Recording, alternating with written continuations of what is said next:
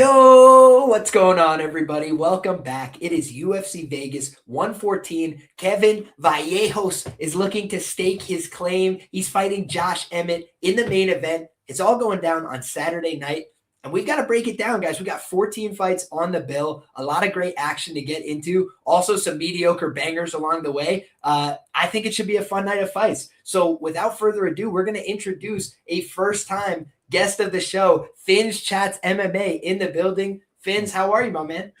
Yo, thank you, Liam, for having me. Appreciate it. A long-time viewer of the channel. Your work has inspired me to do my own work. And so without that out of the way, UFC Vegas 114, I'm very excited to talk about the cards. A lot of interesting spots, a lot of big favorites, a lot of underdogs that can possibly come through. And we're going to talk about every single one. And I'm ready to break it down.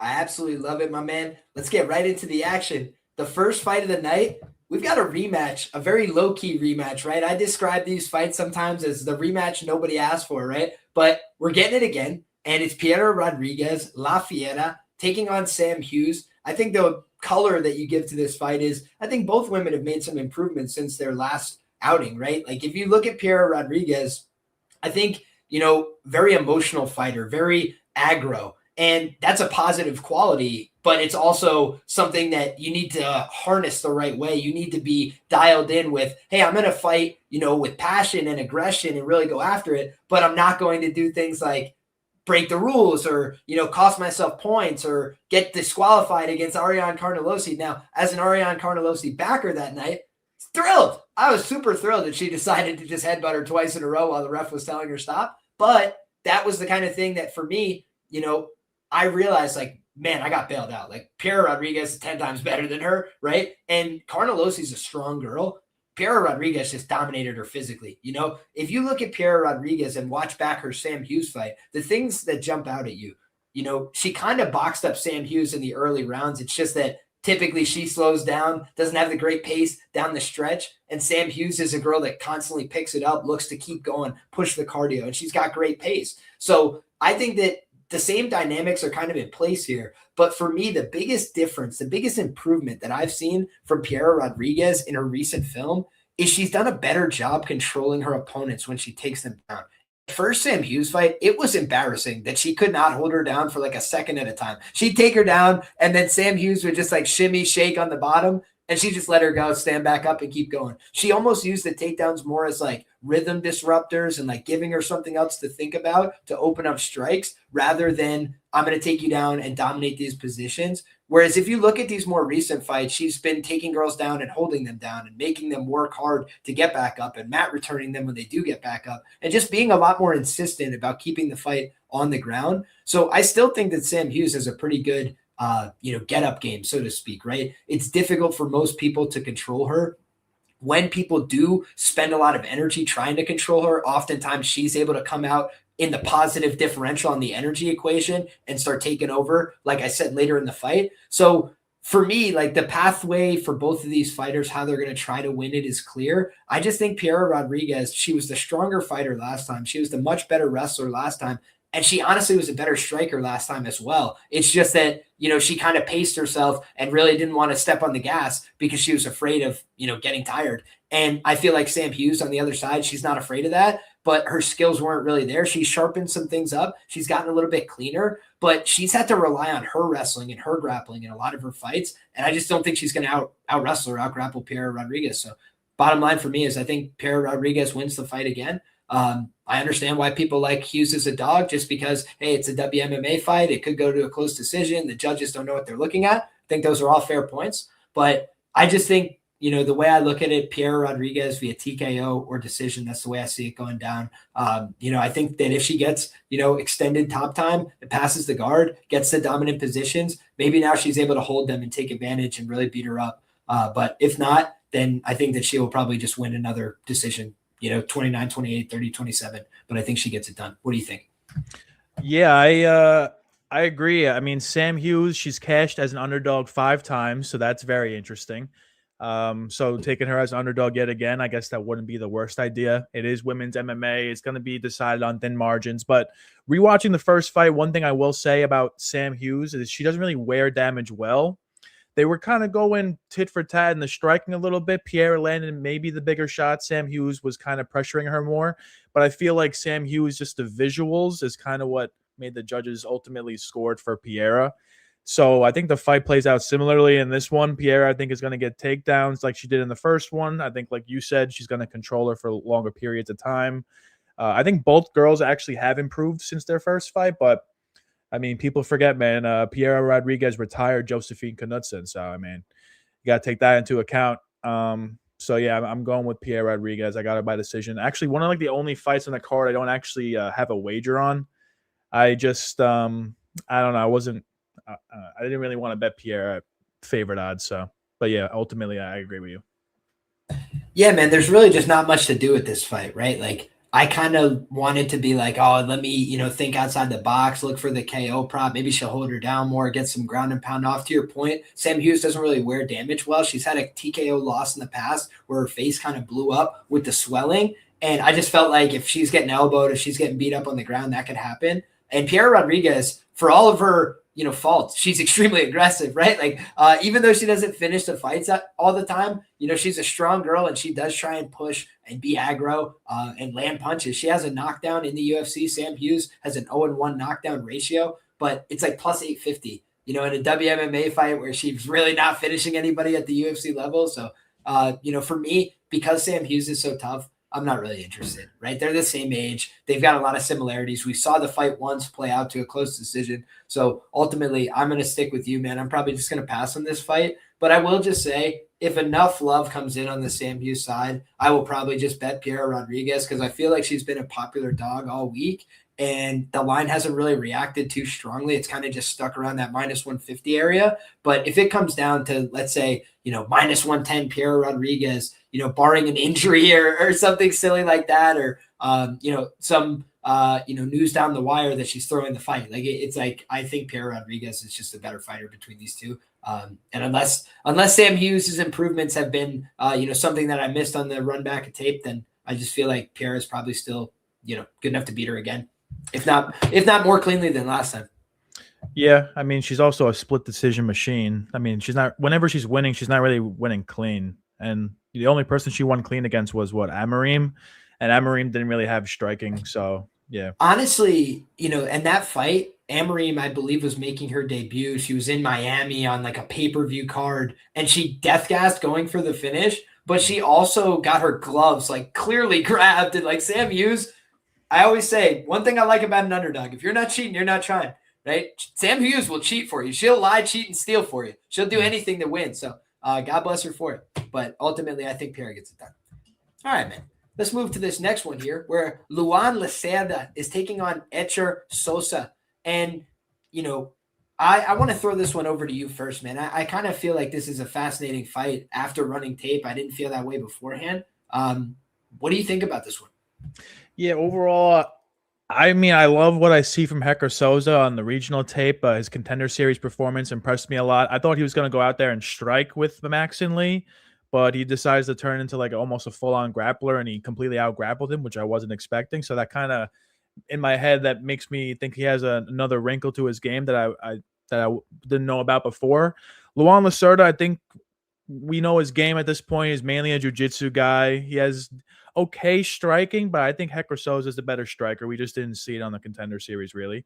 If it gets to the mat, maybe Lacerda is, she's tricky there. He is coming off an armbar win against Simon Oliveira, but then again, he kind of made Simon Oliveira look like not like what he is. You know what I mean? He kind of stooped down to the level of him. I feel like he allowed Simon Oliveira to get some shots off on him, and I feel like if he does the same thing with Hector Sousa, if he starts out slow, Hector Sousa is going to take advantage of that. So also Hector Sousa making his debut, he's fighting for his recently deceased father. I think about these things when I'm trying to parlay favorites here, and Hector Sousa is one of my parlay pieces this week. So yeah, I like him. I think that's a totally reasonable take. One thing I always try to, look at is, how is Elijah, we got to get you on this stream one day, brother. But I got to see, are you putting out content already, my man? If you are, send me some samples, bro. But we definitely got to get you involved. I appreciate the $9.99, my man. Shout out to you. But when I go back and look at a guy like Luan Lacerda, I thought in my head, this guy is a bum. Just because, like, when I am trying to remember him back, like, I can't get this guy's fights right. I thought he was good coming off the regional scene, and then he's losing his fights in the UFC. But now I look back at it, and I'm like, we know Cody Stamann had like a 500 run in the UFC and mostly fought pretty quality guys throughout his run.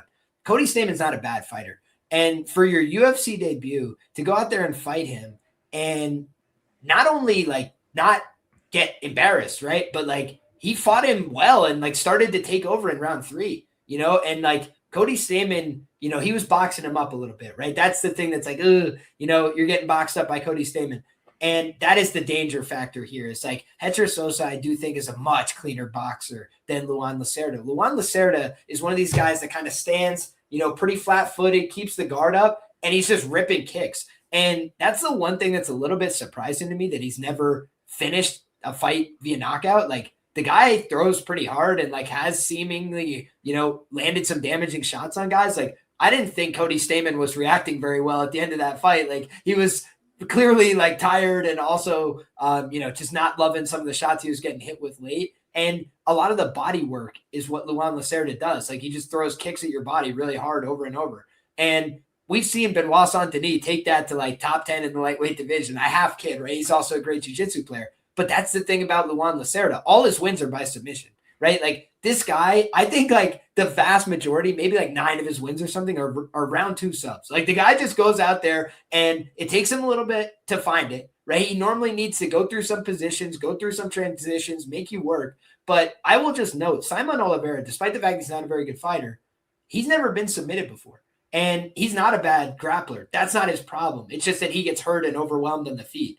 And when you look at like what transpired in that fight, Luan Lacerda kind of just dogged him out, right? I think he had 6 minutes of control time. He was just way aggro looking for the sub, and he's been kind of inactive in his career, right? He's only fought 3 times in the UFC I think he fought at UFC 283 in his debut. So it's just like the guy's been around for a long time. He just hasn't been fighting very much, but 33 years of age, he's not ancient history, right? He's, you know, kind of similar in age to Hector Sosa. Hector Sosa is like a complete product coming in. Luan Lacerda, in my opinion, Nova Unia black belt, he's not a slouch. So I do just think like the longer the fight goes, the more the pace of Hector Sosa will be there. The more the damage will start to add up because he's just a cleaner boxer with the hands.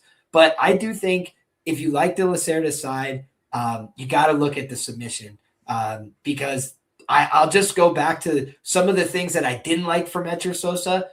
He flirts with danger. Right. And some guys that are really good grapplers, like I'll give you the example, Tatsuro Taira, one of my favorite fighters. He'll bait the guillotine. He'll get guys like thinking like, hey, you got something here. But I felt like Hector Sosa was actually in a little bit of danger in those fights where, you know, Maxon Lee, he's mostly known for his exotic striking and being long on the outside. And he just long man choked him, almost got him, you know, when he's sticking his head in there. And Luan Lacerda, you don't get 11 subs by accident. You don't get a black belt from Andre Pederneiras by accident, right? It's like the guy is clearly very good at finishing submissions. And I do just think, like, if Hector Sosa is going to flirt with danger in this fight, like, wrong guy. And the other thing is, when you make your UFC debut, I don't care how good you are, a lot of guys have the jitters, right? It's at the apex. That's for me like a good sign for Hector Sosa. Like, hey, let's keep it calm. Let's keep it low key, you know, small fight atmosphere. But it's similar for Luan Lacerda. You go from fighting on these big pay-per-view cards to like, hey, I got a low-stakes fight against a debutante kid. I don't have to fight these guys that have 9 and 10 and 12 and 15 fights in the UFC. Like, it's a completely different ballgame in that regard. So, you know, Cody Stamann had, I think, 15 fights in the UFC. Damon Blackshear, 5-4-1, 10 fights in the UFC. Like, neither one of those guys are slouches, and both of them bring a clear grappling game to the, like, that's part of their pedigree, right? Like, fucking Cody Stamann grappled with Marab. You know, like, what's his name? Damon Blackshear, he's a quality grappler in his own right? Makes everybody work for it in the wrestling and the grappling department. So that just, for me, is like 2 tough matchups for Luan Lacerda to get off on his game. Then they give him Simon Oliveira at home in Rio. It's like, yeah, go dunk on this guy. Now it's like, hey, you've got an honest fight, right? Like, we like this Hector Sosa kid. We think he's something special. Go show us we're wrong. And I just think that if Luan Lacerda does that, he's shown you in the record exactly how he's going to do it. He's going to go out there. He's going to try and put this guy in submissions. And, he's very good at those positions. So I feel like if it's a striking match, you're cashing your parlay, I'll tell you that. But if it's a grappling match, I think Etcher Sosa looked extremely good, dominating a guy physically that he was kind of just horsing around, like that just had nothing for him physically, and as a grappler, sometimes you feel like, hey, there's nothing this guy can do. I could throw him around. Like I could just ragdoll this guy physically. And I just felt like Etcher Sosa realized that early in the fight. Like he landed like 2 good punches and then was like, yo, I can take this guy down. And he did all night. God bless him for it. Smart way to get a contract. I just don't think, like, if he tries to do that against Lacerda, I think it's going to go tits up in a bad way fast. You know what I mean? Like that's just the difference here, I feel. But if he proves me wrong, I'll be like, tip of the cap to Etcher Sosa. Your grappling was better than I thought. But for me, like just out grappling Max and Lee, though I thought it was an impressive win, I do think this is a different level of the grappling, Yeah, it's more than fair. I mean, where would you put Damon Blackshear's grappling? That's my question. Where would you? I think it's very quality. I think the problem with Damon Blackshear is his pacing and his striking. Ironically, he was able to put out Lacerda, but in part because Lacerda was so committed to his leg lock attack. And if you've got a guy who could balance and is not afraid in leg lock exchanges and they can throw back, they can finish you and hurt you while you're, if you have 2 hands occupied on a leg, your face is open to just get punched. And I just feel like he overcommitted to that position. But, I do think Damon Blackshear, very difficult guy to submit, for example. Like, I think the guy's grappling is high quality. Yeah. I would say my biggest issue with Lacerda is, you make good points about like his leg kicks and his body kicks and his good jiu-jitsu game. I just feel like sometimes he likes his jiu-jitsu game a little too much. You know what I mean? He might commit to like just pulling guard on Sosa. I would not be shocked if that would have happened. Like maybe go for a takedown and dive on the leg and just like be on his back. I feel like the visuals of Lacerda in a lot of his fights aren't really the best. And I just feel like Sousa's a guy that's going to push forward. I mean, maybe we see that Sousa's fight IQ is -0 and he just shoves his head in a guillotine. And I'm just like, damn, all right, well, that's one prospect that I'm not going to be rooting for in the future. But I don't know. I have faith in the guy. So I think he's going to go out there with a good game plan and win this fight. Respect, my man. I don't have money on the fight right now, so as of now, I'm rooting for you. But the one thing I have to say, credit to Lacerda, he has taken down all 3 of his UFC opponents, and that is Cody Stamann, Damon Blackshear, and Simon Oliveira. So Lacerda is probably going to get one, and that's where we're going to find out, some things about Etcher Sosa, and then if he keeps it going, I think it's his fight to win. So if I'm on the Etcher Sosa side in terms of the prop market, I'm looking KO 2. I'm looking KO 3. I think he takes over late with the pace, with the cardio, and kind of beats him that way. Maybe goes to the body with the hands. But I think that if Lacerda gets it done, it's probably round 1, round 2 via submission. Awesome fight. All right, man. Next fight. If you like jiu-jitsu, we got more for you. We got Bia Mosquita up next. Right? Calls herself the Lady Goat, a grappling competitor. I watched back her match with Juliana Miller because I had to see just how could she lose. And it brought me back to a conversation that I had with my coach, my jiu-jitsu coach I'm talking about, where he talked about why he didn't love some of the EBI rule set. And if you look back at that match, Bia Mosquita dominates Juliana Miller for 10 minutes from the top position, just like absolutely like hip down mount, just bully ball. It was a mugging, right?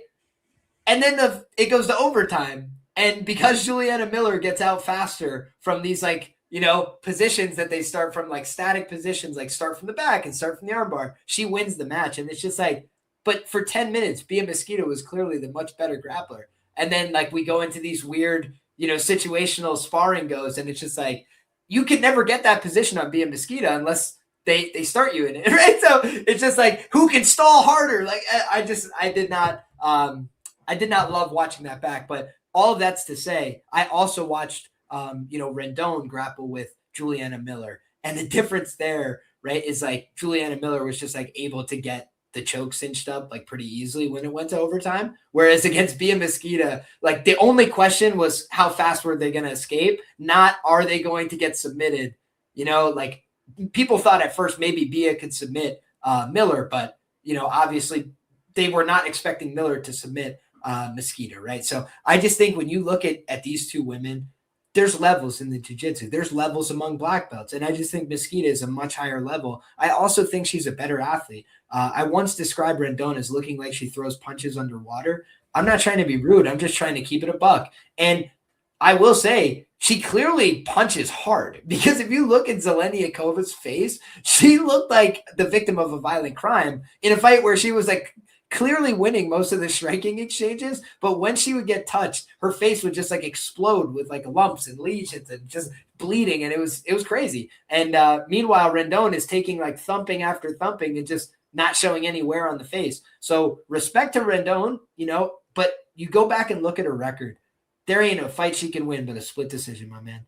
She's been to decision every fight in her career, and she has not really fought very stiff competition so far in the UFC, with all due respect. I think that when she gets into this fight, she's probably going to get mugged. So ultimately, unless Mosquita can't get takedowns, I think she's going to run through her. So I think Mosquita wins. Watching back those fights with Juliana Miller, grappling matches, she was just so dominant with her hip control on top. And, she was only able to use like palm strikes. Now she can use elbows. She can go 12-6. She can get funky with it if you don't want to give up the sub. And I think eventually Rendon will be forced to capitulate one way or the other. What do you think about this one? Yeah, I'm not going to lie, big dog. Whenever I see a minus 800 women's favorite, I immediately start thinking of all the paths to victory for the underdog. And Montserrat Rendon has paths to victory here. All right? I'm just going to give you the laundry list of reasons why I'm against Bia Mosquita. Obviously, the most likely thing to happen is get the fight to the ground, submit her. Yes, the odds for that plus 100. However, Montserrat Rendon, I'll say a couple things. Never been taken down in the UFC. All right, so that's number one. I know maybe she hasn't fought, the best wrestlers or grapplers, but hasn't been taken down. Number two, Bia Mosquita, 35 years old. She only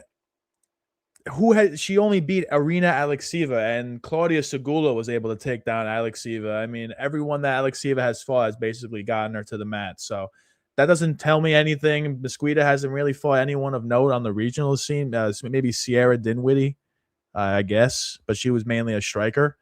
I feel like Montserrat Rendon, she keeps us on the feet. We're going to see Mosquita striking exposed badly. So yeah, that's ultimately my breakdown. I know it's a long shot, but I don't think it's that much of a long shot if the fight is on the feet. And against Alice Pereira, Rendon actually showed me she moves forward. She can get in your face. If she's the one backing up Mosquita, all of a sudden takedowns aren't there. Also, Rendon on her Instagram, I don't know if you've seen it, bro, but she's looking jacked. She looks shredded on the scales today. She looks shredded. She's in good shape. And she's 37. She knows she's going to need to start winning. She's not going to just take these freebies. I got Rendon by decision, very small wager, the smallest of wagers, just to make a point. But yeah, that's my take. Dude, I write up all the fights, like in terms of like a prop perspective from both sides. And if I was looking at Rendon, it's Rendon split decision 20-1 and Rendon money line for me, if I was to play that side, just because again, it's a fight, right? Anything could happen. What if she trips, falls, lands on a big punch and something goes to sleep, it's a fight. So that's the one thing that I always caution people when the price is this big on a underdog, you take it and hope, right? If you like that side. I just think there are differences in the grappling levels here, but I'm fascinated to see it, my man. And if she wins the decision, I'll be cheersing to you, my brother. That's for sure, because it's a bold call. And it's not impossible, right? It is a WMMA fight, like you mentioned, right? If she's able to keep the fight upright, she can win the fight. I just think she's getting taken down. So we will find out. Yeah. I will say, whenever there's a minus 800 female, like I almost always bet the other woman to beat them by their weakest method. So like Carly Judas, I bet Miller by sub plus 2,000. That nearly hit multiple times. And then Kong Wang, when she fought Gabriela Fernandez, I bet Fernandez by sub, and I almost actually lost that because she almost knocked out Wang, but I actually cashed this guy ticket on that. So like, reoccurring theme. Whenever I see these large women's favorites, you're never gonna catch me picking them. I'm always gonna be the underdog always has a chance in those situations, in my opinion. I couldn't agree more. Next up, my brother, we got a middleweight contest. It's Brad Tavares taking on Eric Anders. Your boy is retiring after this fight. He's been threatening to retire for a little while now. I think that the 4 knockdowns that he's received in sequential fights probably have something to do with that. My man is sick and tired of getting knocked on his butt. Meanwhile, Brad Tavares has not knocked down a fighter since Omari Akhmedov in 2021, but he's still being given respect in terms of the KO odds this week because the odds makers are so concerned with Anders' chin, and I can't blame them for that. Also, when guys are ready to retire, you never know how much they're going to be willing to take. I remember Al Iaquinta gets punched one time in the face by Bobby Green, and he was like, yeah, I don't need this shit in my life anymore. And we never saw Al Iaquinta again after that. So, he's selling real estate now, doing his thing. Shout out to Long Island's greatest. But I think when you look at, a guy like Eric Anders, big puncher, Like, I think if you were to sum up the career of Eric Anders, big puncher. One time he almost kicked, I think, Tim Williams' head off.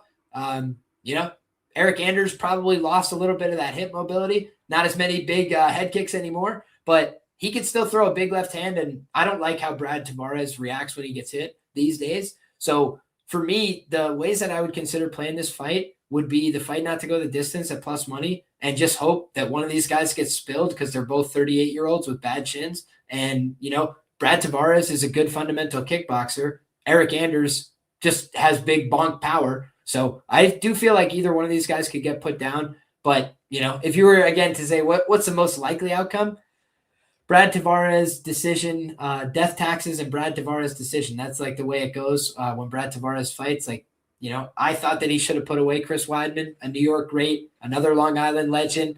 But we always try and keep it a buck on the show. And I felt like Brad kind of just sleepwalked through that fight. And it was the worst matchup in the division for Chris Weidman in a lot of ways. Like, guy with great takedown defense, he's just going to kick your legs, stand on the outside, move around. Like, that's not a good fight for Chris. So I felt like when I looked at, what Brad was offering back, like, he's just not a guy who's super aggressive. He's not a guy with big power. He doesn't really sit down on much. But if Eric Anders is getting dropped by Jamie Pickett, like, I just can't rule out Brad Tavares knocking him down in this fight. So that's the way I see it, man. I feel like both these guys are fragile at 38, and we know that the data supports, like, guys when they're over 38, they're just much more likely to get knocked out.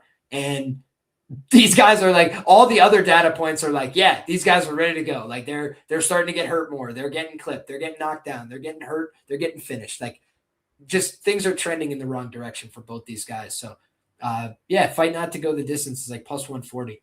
How wrong could you be? Middleweight fights, I think, are like 50+% to end inside the distance just on average anyway. So when you got two guys that are kind of fragile and one might just be like, yeah, I don't need this shit anymore. Give me my check. I'm riding off into the sunset. God bless y'all. Like that just feels to me like an easy way to sweat this horrible Brad Tavares decision that's floating. What do you think? I mean, honestly, we got to think about it from these guys are both 38 years old, right? They're both 38 years old. They both had a bunch of fights in the UFC. They're probably going to be paid a good amount of money just to show up in the octagon here. Whenever there's a situation like that, I don't like bet and fight to not go to distance. That's just me personally. When they're making a lot of money already just to be there. But I mean, Drew Dober knocked him out. So I mean, I guess it could happen. But in this matchup, why work for 15 minutes when you could work for 5? That's a great point. It's a great point. That's just like a tinfoil hat theory. But in terms of actual analysis on these fighters, I think Brad Tavares is going to leg kick him and leg kick him and leg kick him and leg kick him. Eric Anders, a lot of his game is getting takedowns. Brad Tavares, if there's one thing that we can say about him, we used to say durability, but honestly, if there's one thing now, it's that he has good takedown defense. So if Anders isn't getting the takedowns, I think he's going to not do well in the striking because usually the takedowns opens up the striking. And I think if Tavares is firing the leg kicks, I think he's going to slow down Anders so that he won't even shoot for takedowns, and we're going to see a traditional Brad Tavares decision, similar to what he did against Chris Weidman. I think it's going to play out like that. I don't think Tavares is going to push for the finish. I mean, if you look at who's knocked out Tavares or who Tavares has lost to, I guess the one that does stand out is Bruno Silva. So that is that kind of hurts my narrative. But every other guy, I mean, Robert Brisick, I think he would knock out Eric Anders. You know, like Jung Young Park, I think would beat Eric Anders. Maybe that's a hot take, but yeah, ultimately, I mean, he did beat Eric Anders. Oh yeah, my bad. But it was a very close decision. I bet Jun Young Park, bro. Dude, I got away with him. It was close. I thought he won, but it was like one of those fights where you bet a minus 200 and you're like, I got to look myself in the mirror tomorrow. Like, I don't know if I could do it. Yeah. Yeah, it's more than fair, though. So ultimately, yeah, I got Brad Tavares just to leg kick Eric Anders for 15 minutes, and Eric Anders is eventually just like limping, and we're just like, oh my God, stop the fight. Like, and then Tavares wins the decision. Yeah, that sounds about right. Yeah, you know, it's been a weird line movement because my thought before the week, I didn't know it was Eric Anders' retirement fight. And yeah, I didn't know that. I didn't know that either until you said it.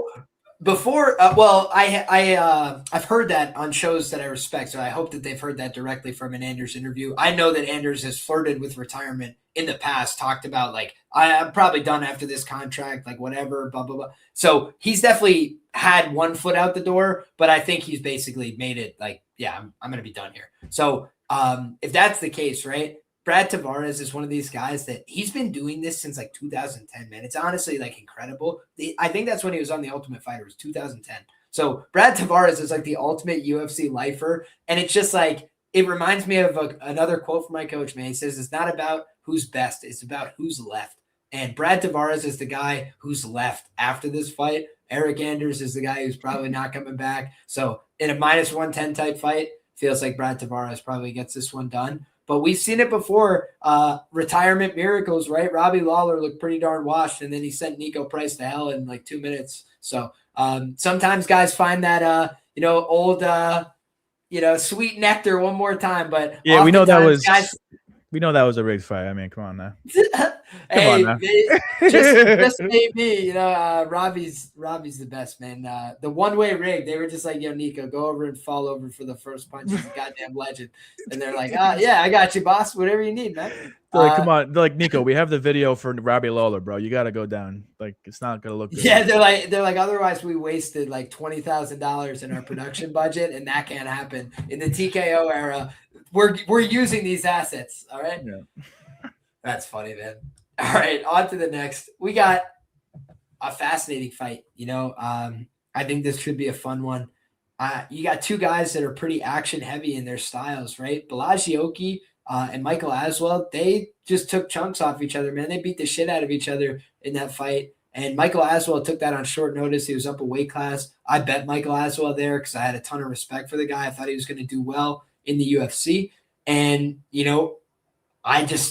I was impressed with Balaji that night and just his ability to go out there and throw an insane amount of significant strikes. And I do think that Michael Aswell, if he had a full training camp, could have won that fight, honestly, because he landed big shots. He was doing well. He was keeping pace. And then deeper in the fight, he just didn't have it anymore. And Michael Aswell normally has the gas to push. He normally can keep a pretty damn solid pace. And I just felt like that was the short notice kind of biting him on the ass there. But ultimately, you look at that fight, and it was a great fight. But Balaji now has 2 wins over guys that no longer fight in the division, right? Guys that have gone down, small guys, right? And it's just like, Timmy Kawamba, I believe, is fighting in the bantamweight division, right?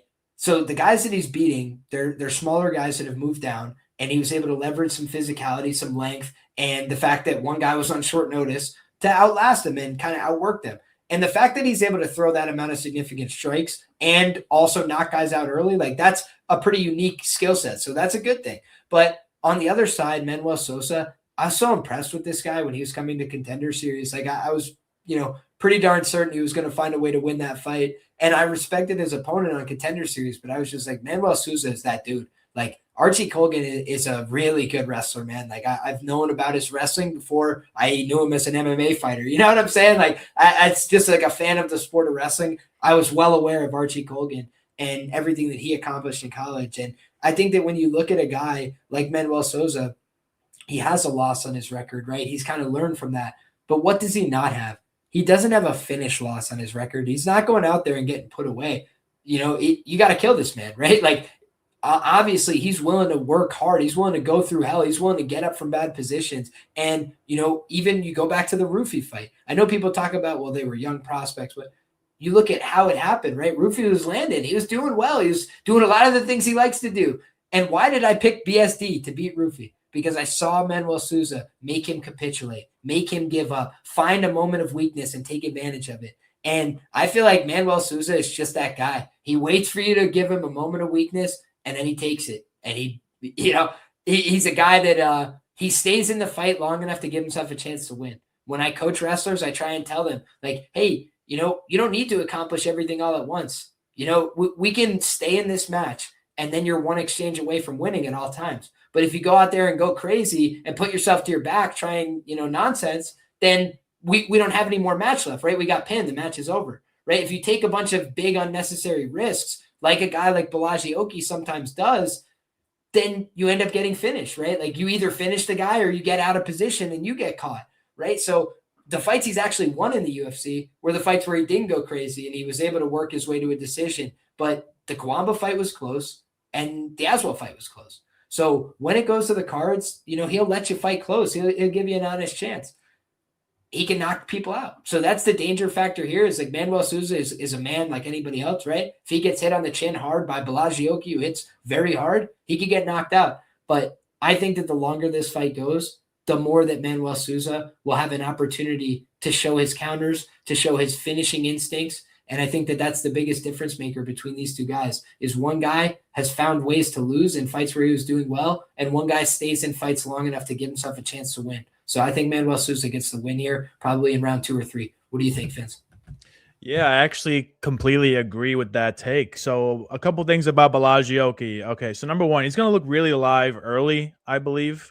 Manuel Sousa, he's a very slow starter. He often is losing until he wins. Like we saw against Christian Perez in the Contender Series, he was getting takedowns. He was basically down 2 rounds on the scorecards until he found the finish. And then, against Mauricio Rufy, like you said, he was down until he won. Balaji Oki is that type of fighter where he will have a quick start. But a couple things I don't like about Balaji Oki, his gas tank will fall off if he chases the finish early. And I also don't trust his fight IQ to not chase the finish early. I also don't trust his fight IQ to not gas himself out. He also finds ways to lose. Against Mason Jones, he was supposed to go out there and either knock out Mason Jones or just win. And he completely fumbled the bag in that fight. Manuel Sousa, I feel like similar archetype Mason Jones, where he's just a Terminator. He's not going to just go away. He's never been knocked out, like you said, never been finished. Also, his only loss is against someone like Archie Colgan, who himself is undefeated with PFL and Bellator experience.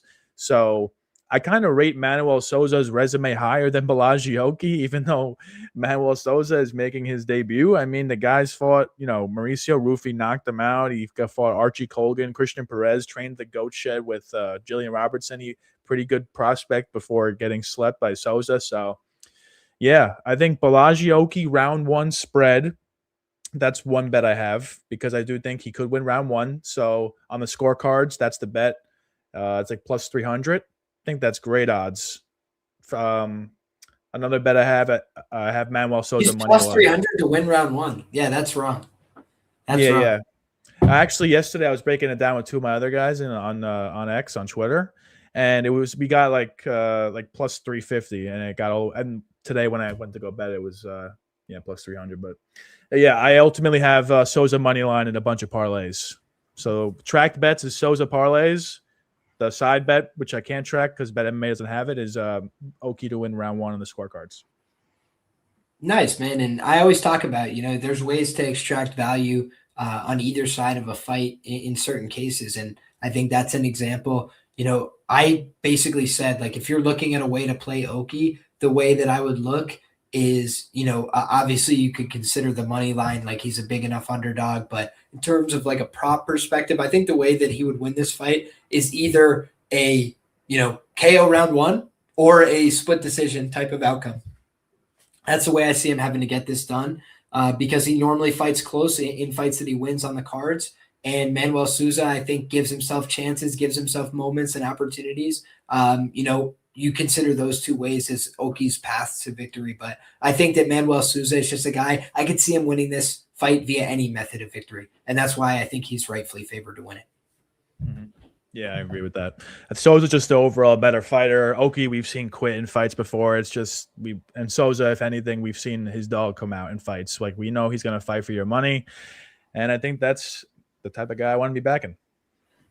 Yeah, and Chris Duncan obviously has a very good guillotine choke, but Oki was like kind of dominating that fight and then just stuck his head in the choke. Like, just really bad sequencing from him there. Bro, that wasn't even the first time in the fight where he put his head in the guillotine.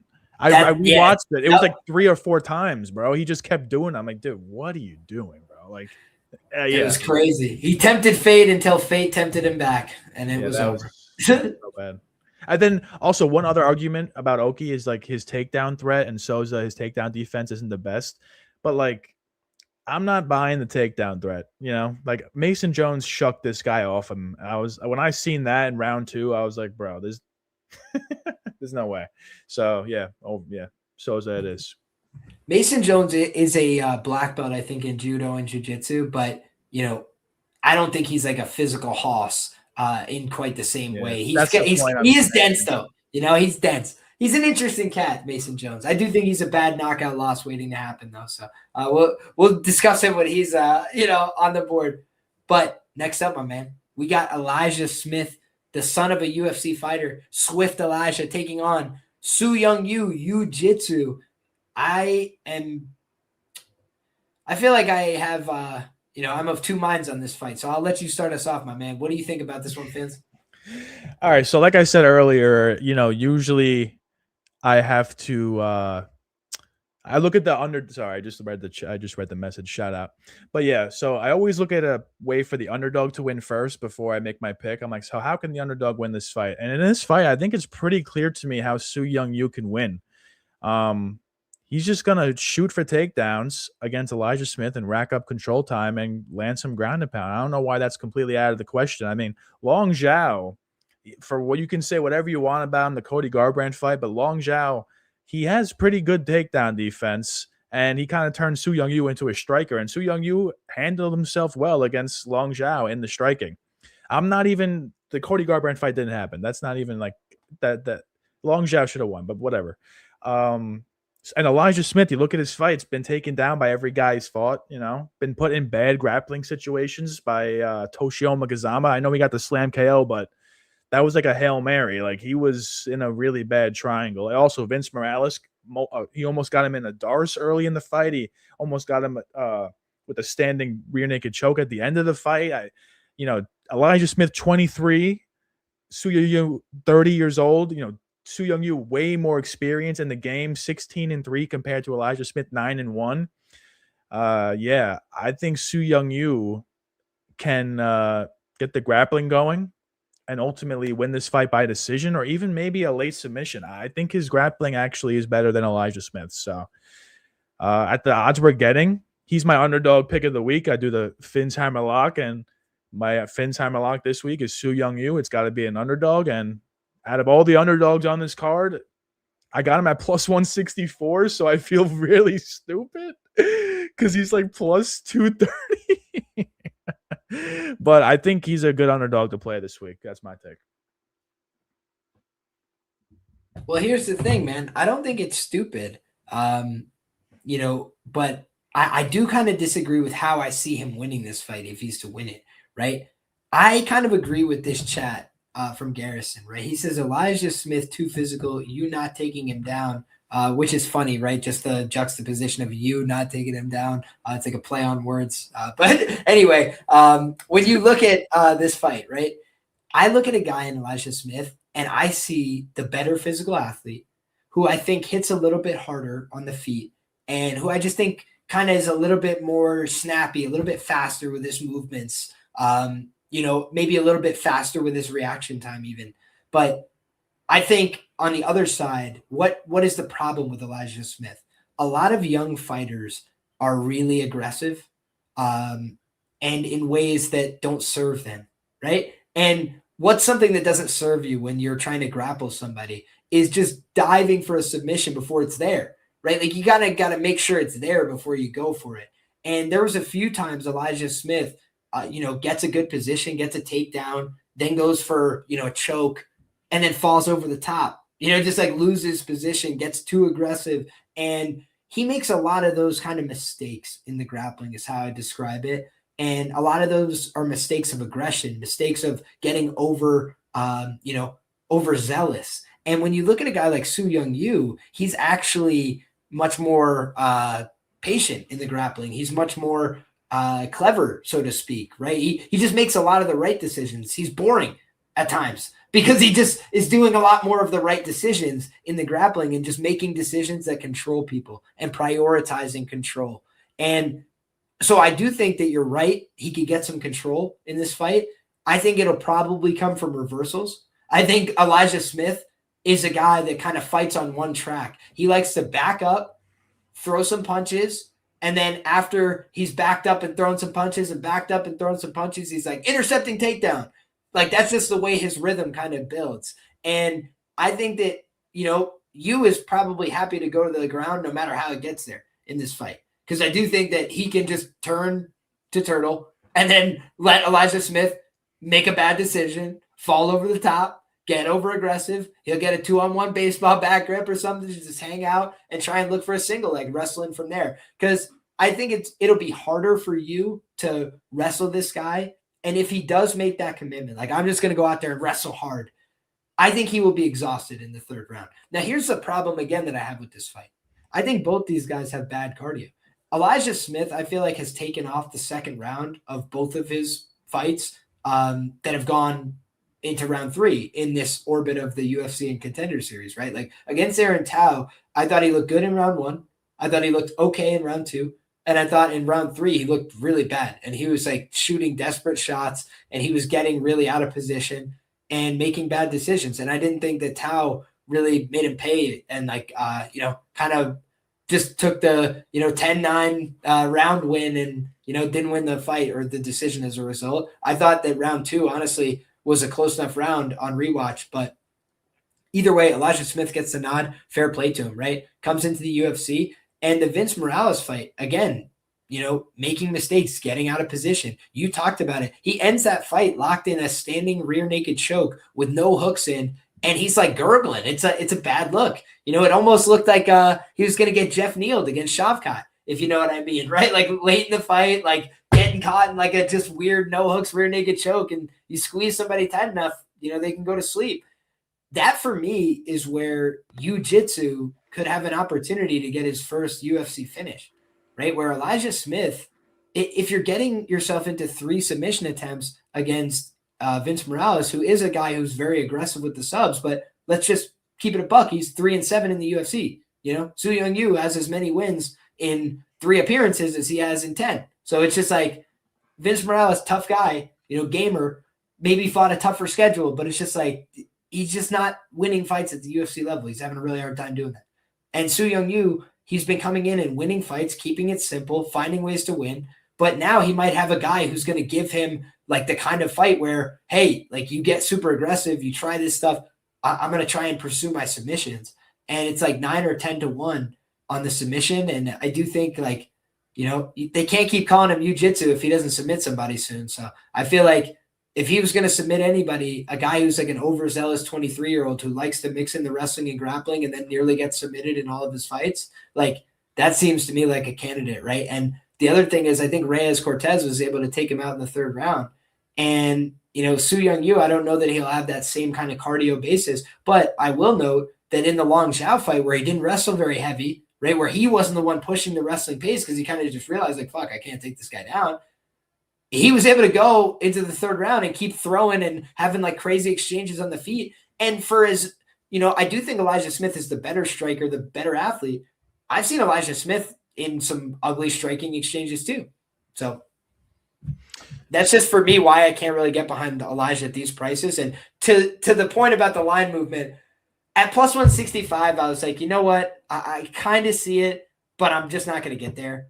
And if it keeps moving up, like at like plus 250, they're like putting a gun to my head, like, bet you, like, find out, like, like, and I will. So I just think that I'm probably going to end up clicking this. I'm just going to wait for the peak. It seems like there's a lot of parlay action coming in on this card, not surprisingly. So I may end up betting you money line because I think he's live.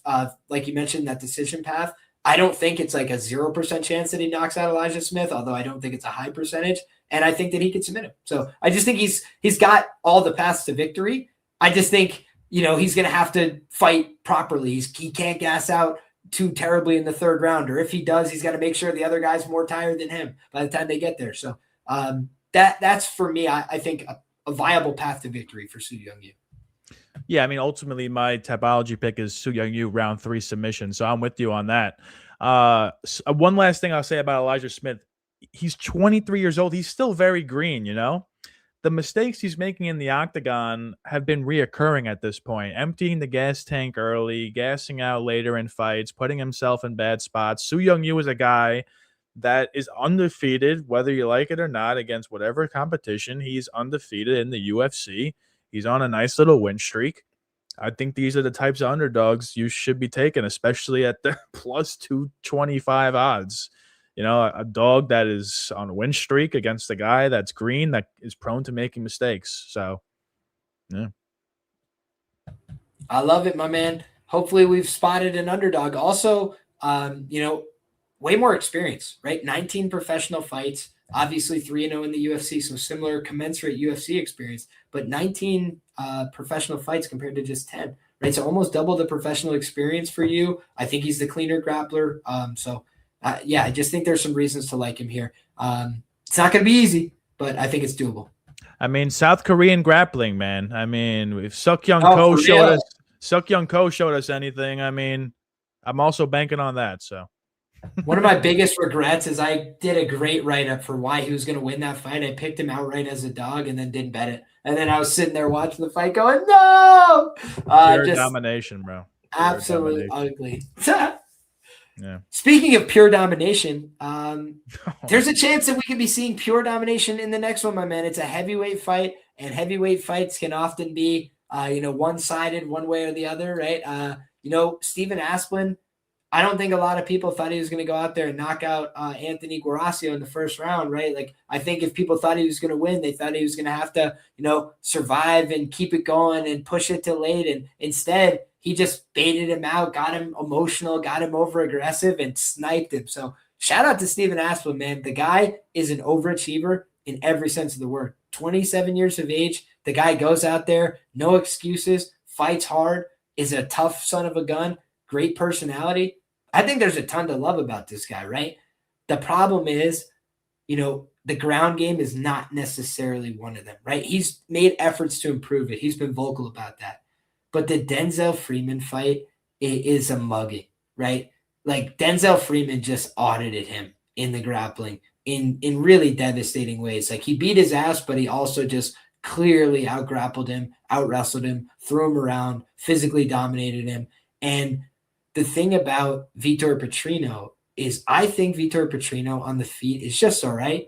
Like, I think that the problem that he has is that he's so muscular that it can be a little bit slow for him at times. Like, he can be a little bit awkward. When he throws, he can, like, explode into something and throw hard and really hurt people. That's the upside to his striking. I just think at times it can be a little bit stiff, a little bit slow. But I think that when you look at what's the positives about Vitor, he has always been freakish in the grappling. Like, Anton Turkalj is not a bad grappler. Like, for all of his other faults, he's not a bad grappler. And Turkalj was getting horsed in every position. He tried to initiate the grappling, and then Vitor Petrino would just go, see ya, other way, nope. And he just dominated him physically. I rewatched the Thomas Peterson fight because I thought Thomas Peterson was a live dog against Petrino.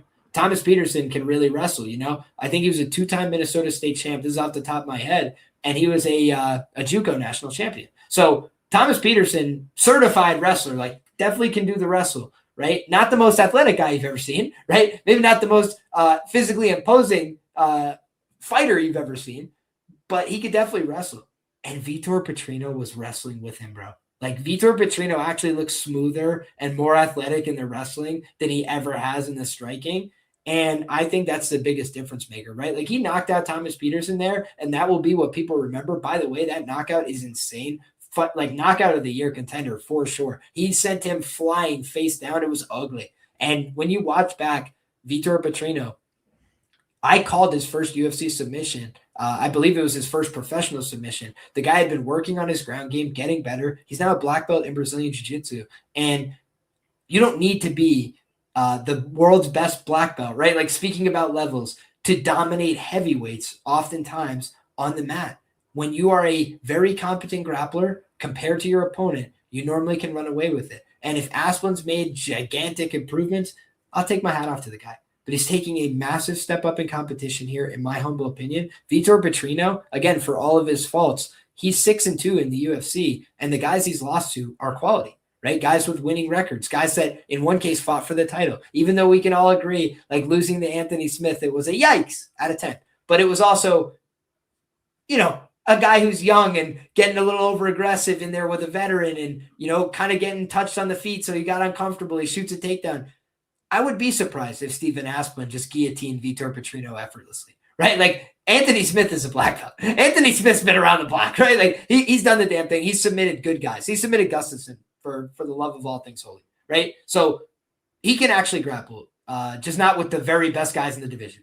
And you look at a guy like Petrino, I think physically he should be able to get takedowns in this fight. And if he does, he should be able to replicate what Denzel Freeman did. So for those reasons, I think Vitor Petrino wins this fight. I think he wins it via submission in the first 2 rounds.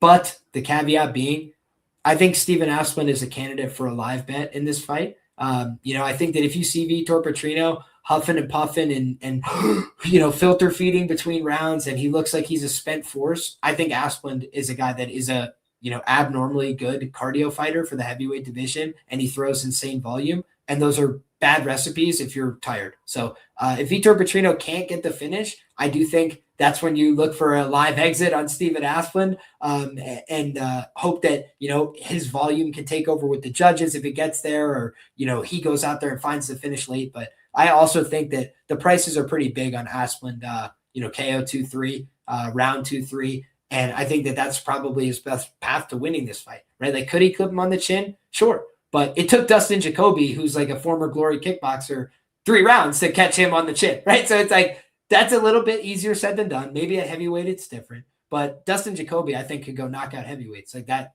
would not surprise me. So for me, I just feel like Vitor Petrino gets it done on the ground. What say you, my man? I think we agree on this one. Yeah, we definitely agree on this one. You know what's funny? I love Stephen Asplund. He's a guy that I really want to root for in the heavyweight division, but I just feel like they just made him very poorly in this one. I think one of them is taking it on short notice or something like that, or someone's filling in for someone, if I'm not mistaken. But regardless, yeah, Vitor Petrino, I think is just going to take him down and just have his way with Asplund on the ground. Like you said, the Denzel Freeman fight was a very, very poor performance from Asplund, and that's really been the only fight where he's been taken down or even attempted to be taken down. Sean Sharaf, we kind of thought, okay, maybe Sean Sharaf, he took down Junior Tafa in the first round. Maybe he'll attempt some takedowns on Asplund. The dude didn't even shoot for a takedown in the first round. He only shot for one in the second one, and it was like the laziest attempt I've seen. He was already on his way out the door by that point. Vitor Petrino, one thing I will say, like what you said, he has really good jiu-jitsu, but his takedowns aren't really all that. You know, I'm looking over his recent stats.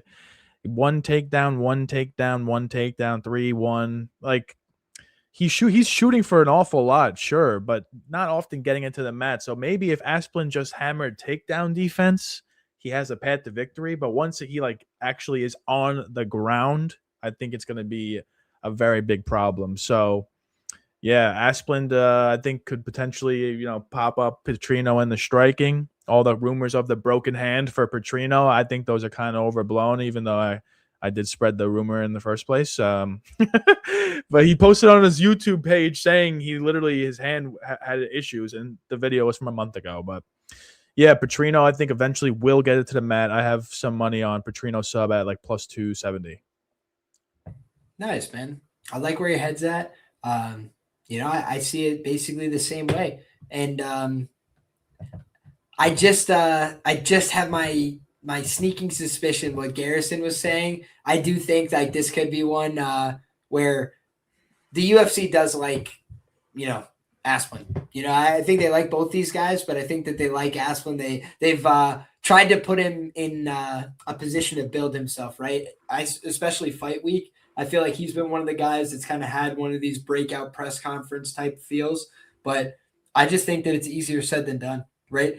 To your point about Vitor's wrestling, I just think it's important to give context, right? He gets one takedown against Thomas Peterson. I'll note Thomas Peterson got 0, right? Thomas Peterson's a good wrestler who normally prioritizes the wrestling. Vitor Petrino got one takedown against Austin Lane, and then the fight was over shortly thereafter, right? Austin Lane never had much of a chance. Then Dustin Jacoby, he never took him down. He was winning the striking against Jacoby, ironically enough, close, but I think most people thought that he was ahead in that Jacoby fight. And then Jacoby just nuked him in the 3rd round. Hats off to Jacoby. He hits very hard. Ask a lot of Jacoby's other opponents recently. A lot of guys have been going to sleep. And then you look at, the Anthony Smith fight. He gets one takedown, and then he gets submitted shortly thereafter, right? It was a huge mistake to go for that takedown at the time. But then you look at the Tyson Pedro fight. He gets 3 takedowns there. 1 against Modestus, and then he knocked him out brutally in the 2nd round. 4 takedowns against Prachniow, earns a submission in that fight. 7 takedowns against Turkali. He had the only submission attempt of the pair. He gave up 5 takedowns, and he managed to get 4 reversals in that fight. So even if you take down Vitor Petrino, he's like, and just hulks his way back on top because he has what I call the athletic cheat code. And then you look at the other fight that he had was Bellato, and that's the only fight where Vitor Petrino gave up a takedown and didn't get one, and he knocked out Bellato on the feet. So the guy is an impressive athlete and a physical specimen. His opponent is not, but he's a gamer. He's tough as an old leather boot. He really wants to be here. Highly motivated guy. They're both young. So I think, if this gets deep, it's anybody's ball game just because Asplund is a guy that's going to give himself a chance. But the one thing you can't fake and the one thing, that you can't tough guy is a choke, right? You just go to sleep like anybody else. So I think that Vitor Petrino going to put him to sleep, and that's the way it is. Let's find out. Yeah, I mean, I'll say 2 more things. So Steven Asplund, last 2 amateur wins, both by guillotine. That's Petrino sometimes, puts – and then number 2, I feel like against Sean Sharaf, he was making Sean Sharaf actually look like a pretty good striker. Like he was putting up volume against Asplund. I know he was getting pieced up himself, but he was landing some punches on Asplund. And I feel like Petrino, who has more power than a guy like Sharaf, I don't think knockout is out of the question for him. I agree. Yeah. The books priced it the same, like 270, 280, something like that. Like my takes are kind of all over the place for that fight, but ultimately my money is on Petrino sub. Yeah. All right, man. Let's find out. I will be watching the market, Garrison. We'll see if you're right about that. And if you are, we'll have to shout you out in the chat next week. But next up, Chris Curtis, the action man, looking to right the ship at 38, going on 39 years of age. He's down in the welterweight division now. I did not think he looked very good. Coming back down against Max Payne Griffin, all due respect. Max Payne Griffin, tough guy, but a guy with a losing record in the UFC. So, got to keep a spade a spade. You got to call it how you see it. And I think Miktabek Orobai on the other side, I think he's a guy that he was getting devastating knockouts outside the UFC at 170 pounds, right? Like the guy competed at 170, competed at 155. He kind of, ran the gambit at both. Shout out to my guy, Dan Levy from Half the Battle, was on his show earlier this week. Make sure that you guys show love and respect to an OG of the community. And I appreciate the support, my man. But back to the breakdown, right? I think that you look at a guy like Orobai and what he does well, he's a power punching guy, man. He's a guy that really throws a lot of heft into his shots. He takes his strikes seriously. And he's also a very good wrestler and grappler. And when you're Chris Curtis up at 185 and you're able to put some weight on your ass and, really sit into your stance and go box with guys, it's hard to take you down. It's hard to out-grapple you. I do have my questions about, when you're a little bit lighter in the ass, when you got to really cut all that weight, Orobio is a guy that's just pretty relentless when he does, shoot a takedown, push it against the fence, push it against the cage, and he's strong as shit. So, I think he could probably pick up Chris Curtis, elevate him, and slam him if he's able, to lock hands on a double leg, for example. But Chris Curtis, not an easy guy to take down. I think you got to have respect for his skill set. But ultimately, I just think when you're 38 and you've been hurt and clipped in recent fights and you've had a lot of wars and you've had a million fights and you delete all your social media and, you're kind of ghosting and, out of the industry and just doing your thing. I just can't really get behind that. I can't really support that. Could he go out there and eke out a close decision? I think he could. Could he, land a devastating body shot or something on Orobio? You can't rule it out. Curtis has very good knockouts in the UFC, but it's been a long time since we've seen those, right? That was when he first got here and he burst on the scene and he made a decision to stay in the middleweight division. And now he's trying to, correct the steering wheel, but he's 38 going on 39 and he's already lost a couple fights and lost some of his luster and didn't really look great against Max Payne Griffin. So, yeah, I think Orobio wins this one. I probably won't have coin on it, but I think Orobio wins and probably knocks him out, honestly. I just have a sneaking suspicion Orobio is going to throw an ugly-looking uppercut from Hades and send him to hell. What do you think?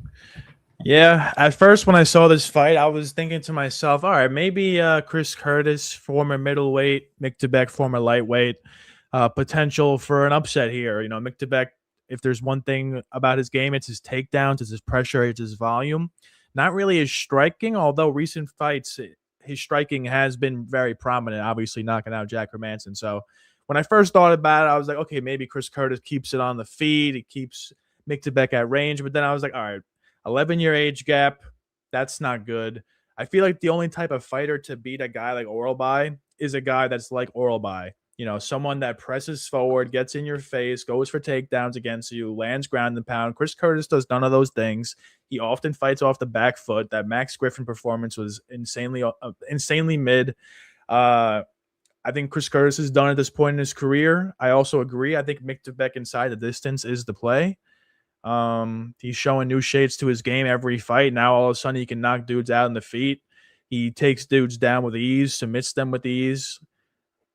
Chris Curtis is going to look for the door at some point in this fight. So Miktabek, the way I bet him is I have him in multiple parlays on the money line because I do think decision isn't out of the question, but I do think he finds the finish.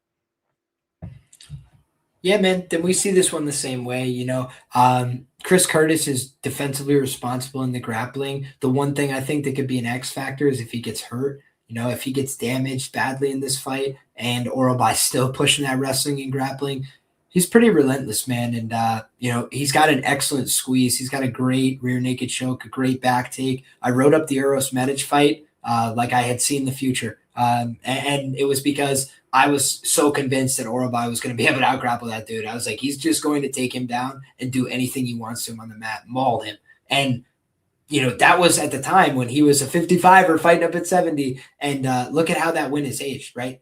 Uros Medic is now 7-3 in the UFC welterweight division. And he's a former lightweight that moved up, right? So proof is in the put-in, right? As Floyd Mayweather would say, these guys have moved up and had a lot of success in this division. I feel like 155 to 170, it's a pretty natural move, especially as you get a little bit older. He's 28 now. He's going to be rounding into his 30s. He's probably a family man, have some kids or something, this Orobio character. So I just feel like I look at Orobio and I see a young, hungry guy who you got to kill him to beat him, and he's dangerous. So I think he wins the fight. Yeah, I mean, I think you have to outdog the caveman to beat the caveman, and Chris Curtis, I don't think at this point has any motivation to even do that. I think his whole motivation in this fight is don't get finished. I mean, you watch the Kopylov fight, he was more upset that the ref called it rather than that he was clearly losing the fight. Did it matter if it was a KO loss, Curtis?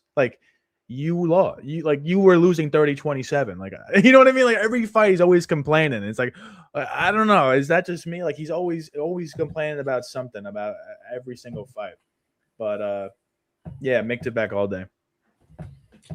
Yeah, Garrison is saying he could stand and trade like he did with Rebecca. The one thing I'll note about Rebecca is a very good grappler, a very good wrestler, and he's also a guy that pretty fast with his hands, not a bad striker either. So I think Rebecca's like 4-3 in the UFC, but you look at his strength of schedule. Recently he's been done no favors, right? He's been fighting giant guys who are very hard to kill. Like it's been tough sledding for him lately, but I don't think that was a bad result, honestly. Like I think Orobio showed insane toughness there, and like his corner should have stopped that fight because he took so much damage. But the fact that you can basically like hit this guy with a shovel and like he's just still standing in your face trying to kill you, like that's a hard guy to beat, in my opinion. Yeah, like even though Curtis might have decent takedown defense, like Orobio's not going to stop, Like he'll defend the first one, but can you defend the second, third, fourth, fifth, sixth, seventh, eighth, ninth, 10th one? Like Orobio can win this fight just by continuously shooting for takedowns against Curtis, and yeah, that's another path to victory. It's really hard for me to see Curtis winning outside of like the most strangest split decision I've ever seen. Yeah, Chris Curtis has been in a lot of weird decisions, and Orobio, he's a guy that I think, not going to make it to the scorecards all that often, but when he does, like he's willing to stand in there and take violent exchanges. So, he's going to give you some subjective fights, right? And he was just wearing it after the Rebecca fight. I thought he did well in a lot of the exchanges, but he looked a little bit worse for wear, even though they both looked like the victim of a violent crime there.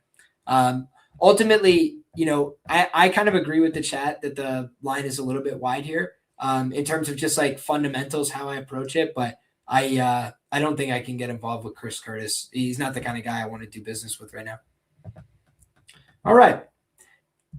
Speaking of guys I want to do business with right now, I did business with Bruno Silva earlier in the week, right? The line's come down a little bit, but I can just tell you guys, like, if you've listened to the show before, I'm a big Charles Johnson fan. I give him, a lot of credit and respect every time I talk about his fights. I think he gets some unfair flack for his social media presence and things like this, right? But I think when I look at a fight like this, these are two 35-year-olds, right? Like they're literally the same age, right? There's a size disparity, but Charles Johnson's a big flyweight almost every time he goes out there. And Bruno Silva is a small flyweight every time he goes out there. So I don't feel like Bruno Silva is like uncomfortable being the smaller fighter. Like that's just part of he signed up for that. Like that's part of doing business for him, right?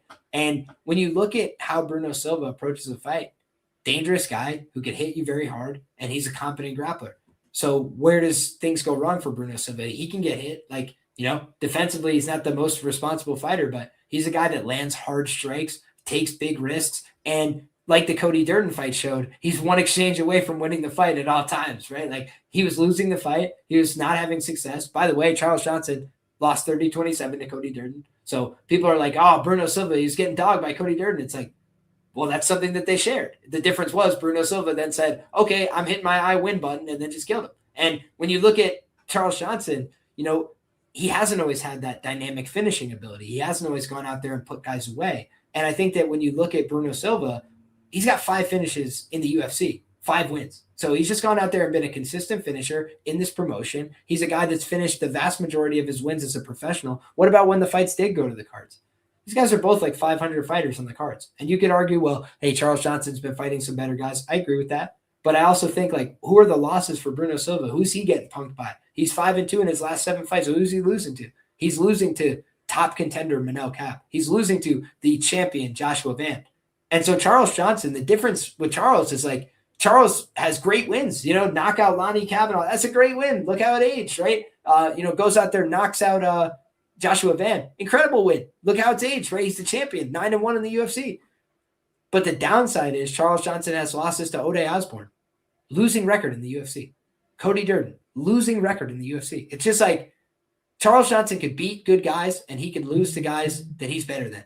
And that for me is the reason why I like Charles Johnson when he's a plus money underdog against Jake Hadley. but I don't like Charles Johnson when he's a -170 favorite coming off the first inside the distance loss in a 44 fight professional and amateur career. The guy's had 1 million fights. He's constantly active. He always wants to compete. And I think that's a respectable quality. But I think when you look at what is smart, what is good for business, what is good for your career, you take some time off. You give yourself a little bit of time to recover mentally, physically, after getting dropped twice, after getting concussive damage 5 weeks ago, 6 weeks ago. And now you're coming right back. For me, this feels like an ego play.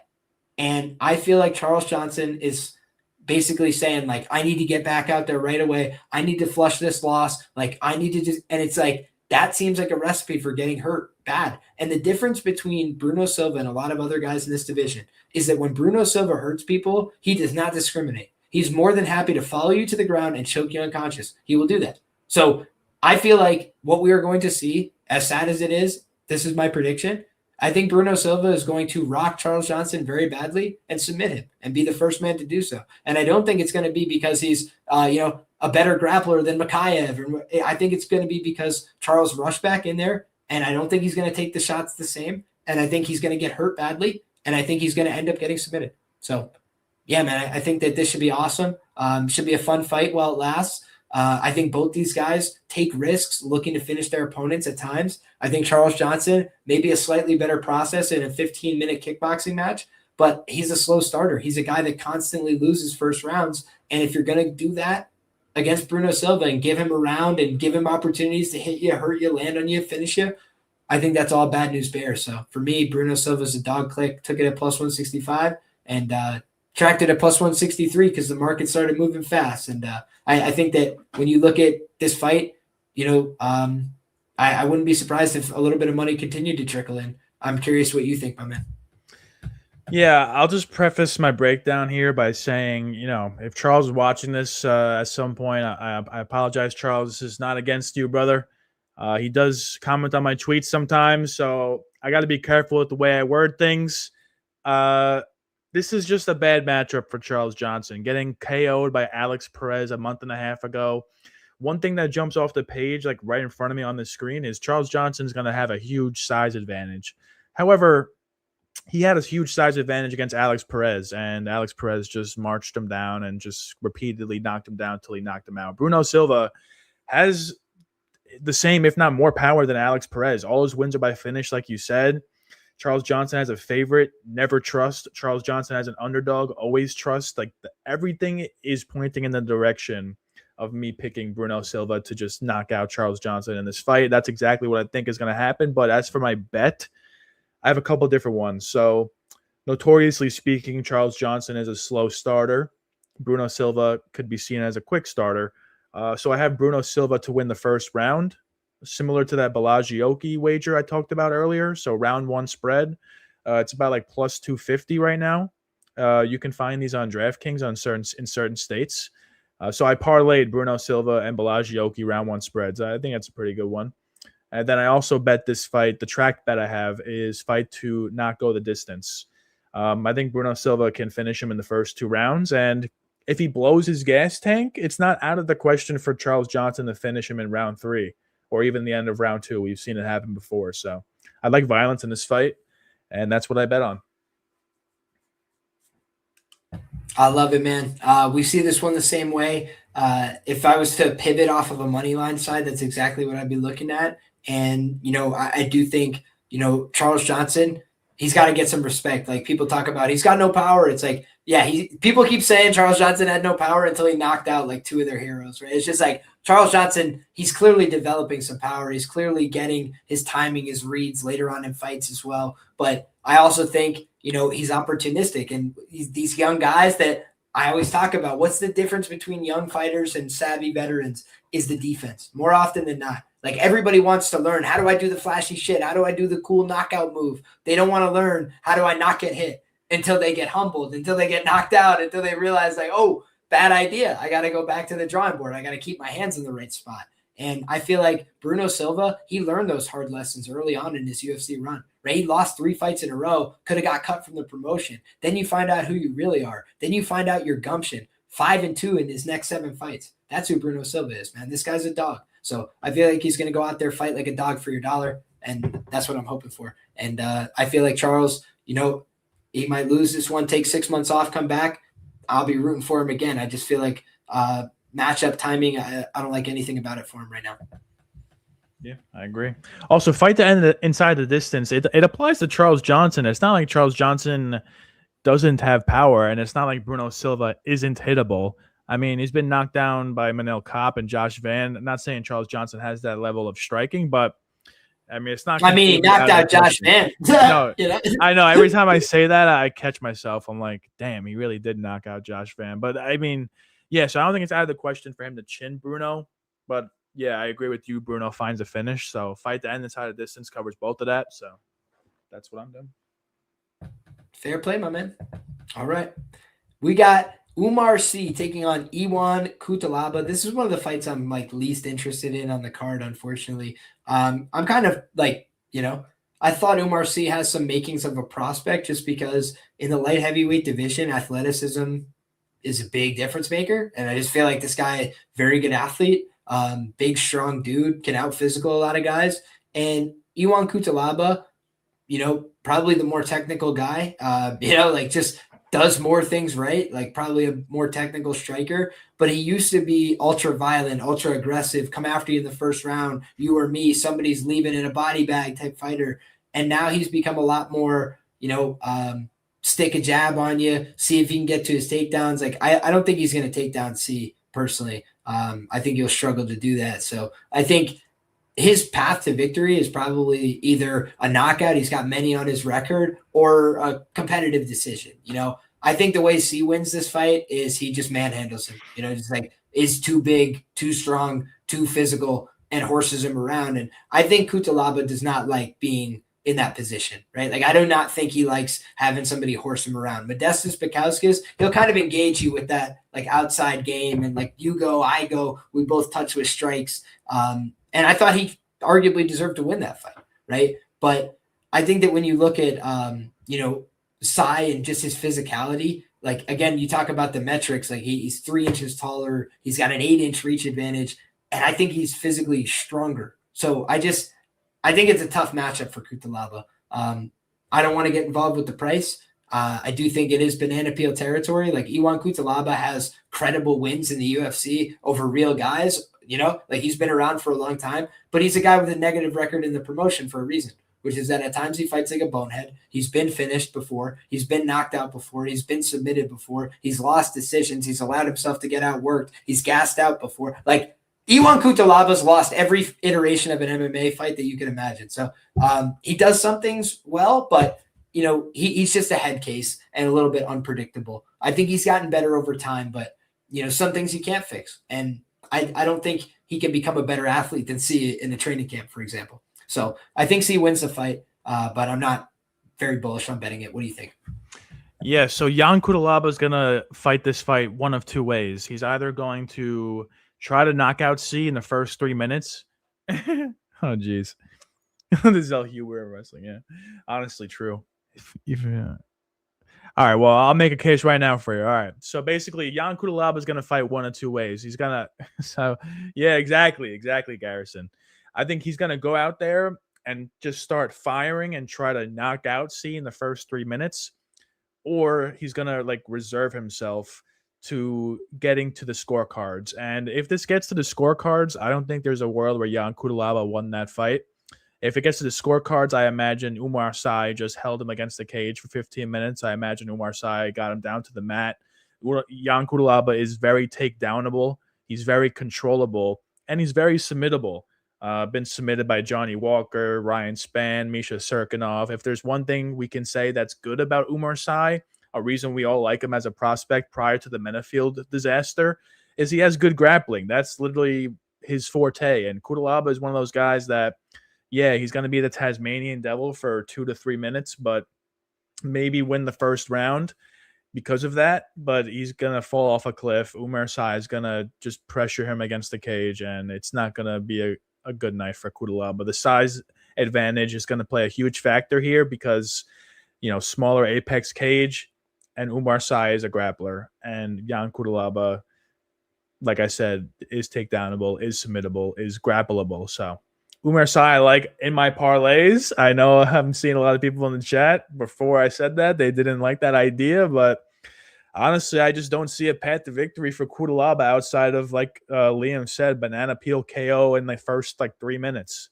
and I'm not buying it. So I still have faith in Umar Sai. He was minus 700 against Menefield for a reason. Like odds don't just become that. And that fight week, almost everyone was taking Sai. Like I know he didn't have the best performance, but we all know he's a good prospect. We all have high hopes for him. So this is a winnable matchup.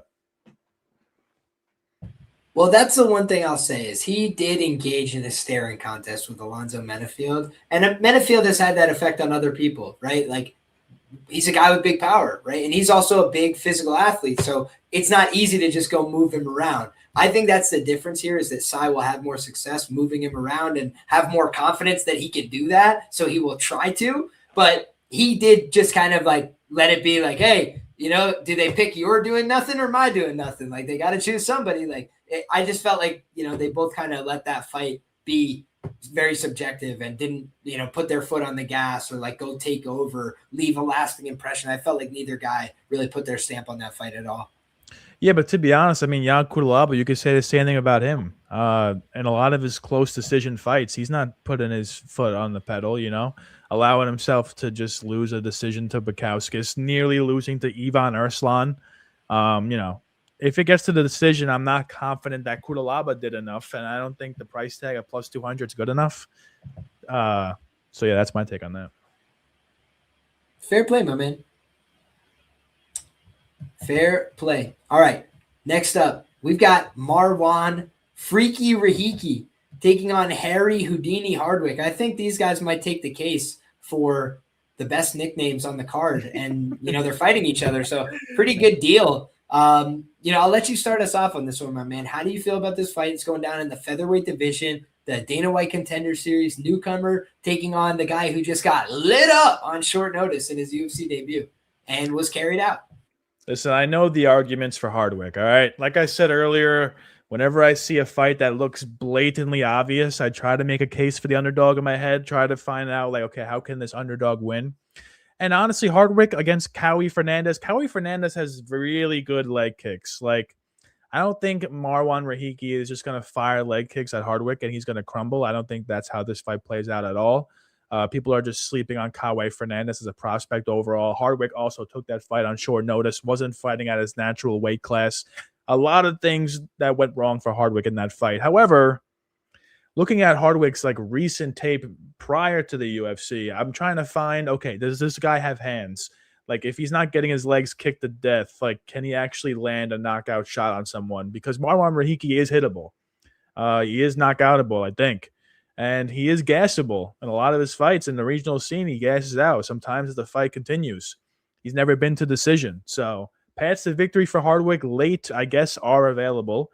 But looking at his knockout wins, it wasn't really like a bang, bang. It was more just like a bah, bah, bah, bah, bah, bah, bah. You know what I mean? It was like an accumulation of strikes rather than big power. So yeah, Marwan Rahiki has big power. If the Contender Series fight showed me anything, it's that he has that dog in him. I know he might gas out.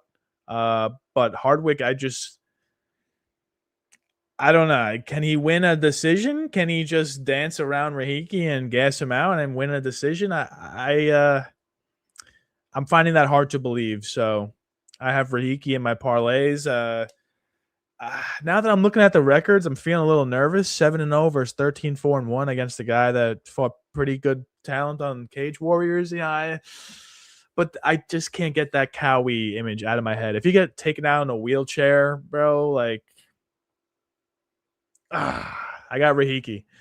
I can't pick Hardwick. Can't do it. Yeah, man, that makes two of us.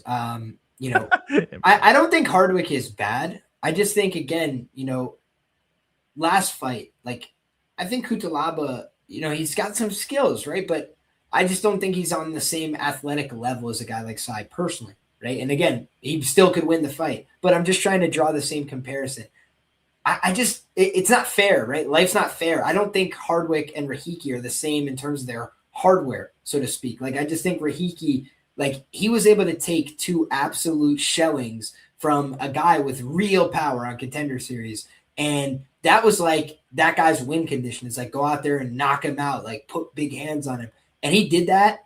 And then Marwan Rahiki has a, get it back attitude. He's always had this in his fights. I had it in my notes, right? Where it's like, if you get him, he wants to get you back. And that guy knocked him down twice. He knocked him down twice. He knocked him out, right? And that guy is scary. That guy is a big, powerful man. So Marwan Rahiki is fearless, right? He's willing to stand in there and take the shots.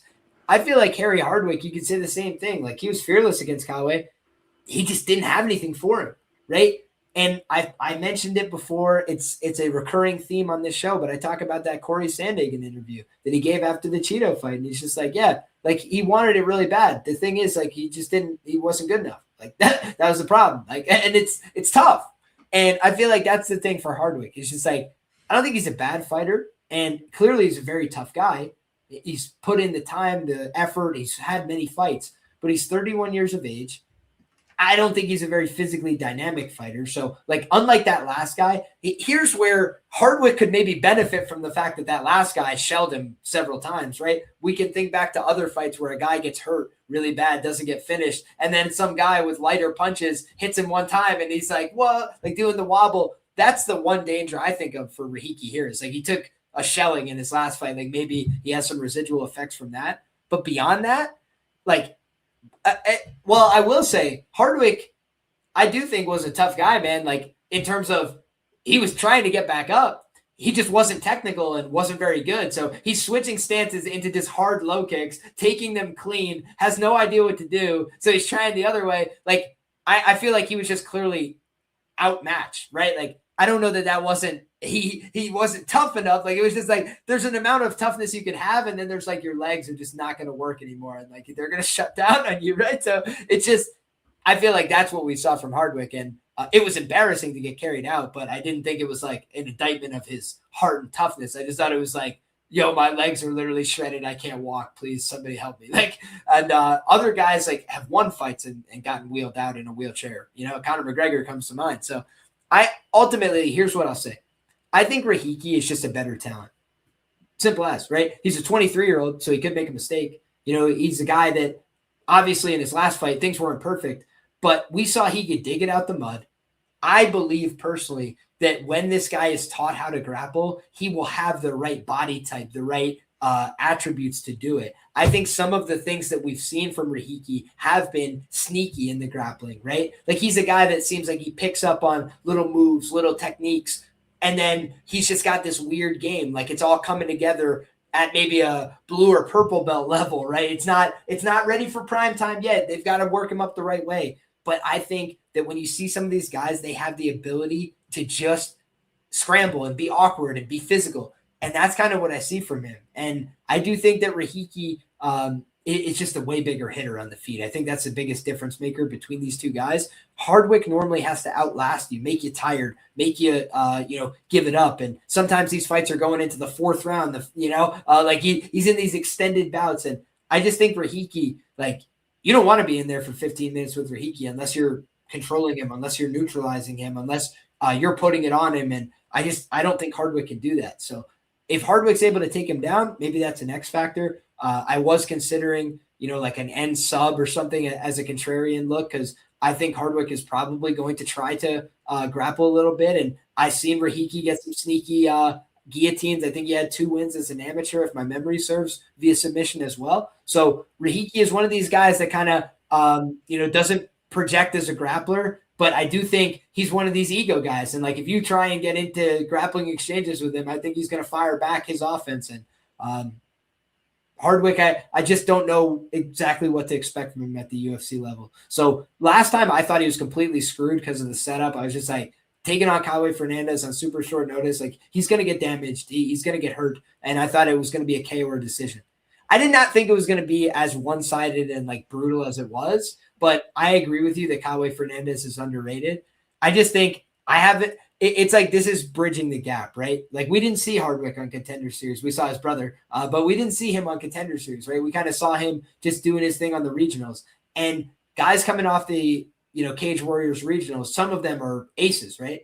But other guys are like European level talent, and then they get to the UFC and it doesn't work out. So that's what I worry about for him. Is like you could beat a lot of guys if you're just the toughest guy in the room or the guy who wants to outpace you and he can just work harder and it's got the better cardio. But once you get to a certain level, like everybody's training hard. Everybody's got 15 minutes, so to speak, right? It's just like I think Marwan Rahiki, I don't think his cardio is that bad personally. But we'll see it tested more if they fight at a high pace. So should be interesting, my man. Anything you want to add before we go to the next one? Yeah, one thing I will add is I already have the tweet ready to fire on fight night. As soon as this fight ends, I already know who Harry Hardwick's going to fight next, bro, because I'm trying to think what type of fighter can Harry Hardwick beat? And honestly, the guy that I came to the conclusion, Anshul Jubli, bro. Tell me Anshul Jubli versus Harry Hardwick. He might be favored. He's probably going to be favored in that one. They're like almost a mirror matchup. Like, you know what I mean? Maybe Hardwick has more dog than Jubli, but it's almost like no real threat on the feet, and maybe he can grapple. That's how I see Harry Hardwick. So, not trusting him. I'd rather honestly trust who did we just talk about? I'd rather trust Jan Cutaaba honestly over Harry Hardwick, and they're at the same plus money number. So I don't. There's plenty of spots on this card to take an underdog. I don't think this is one of them. I also have Rahiki in parlays, so I am biased. Fair play, my man. I will say one sharp guy that I know is on Hardwick.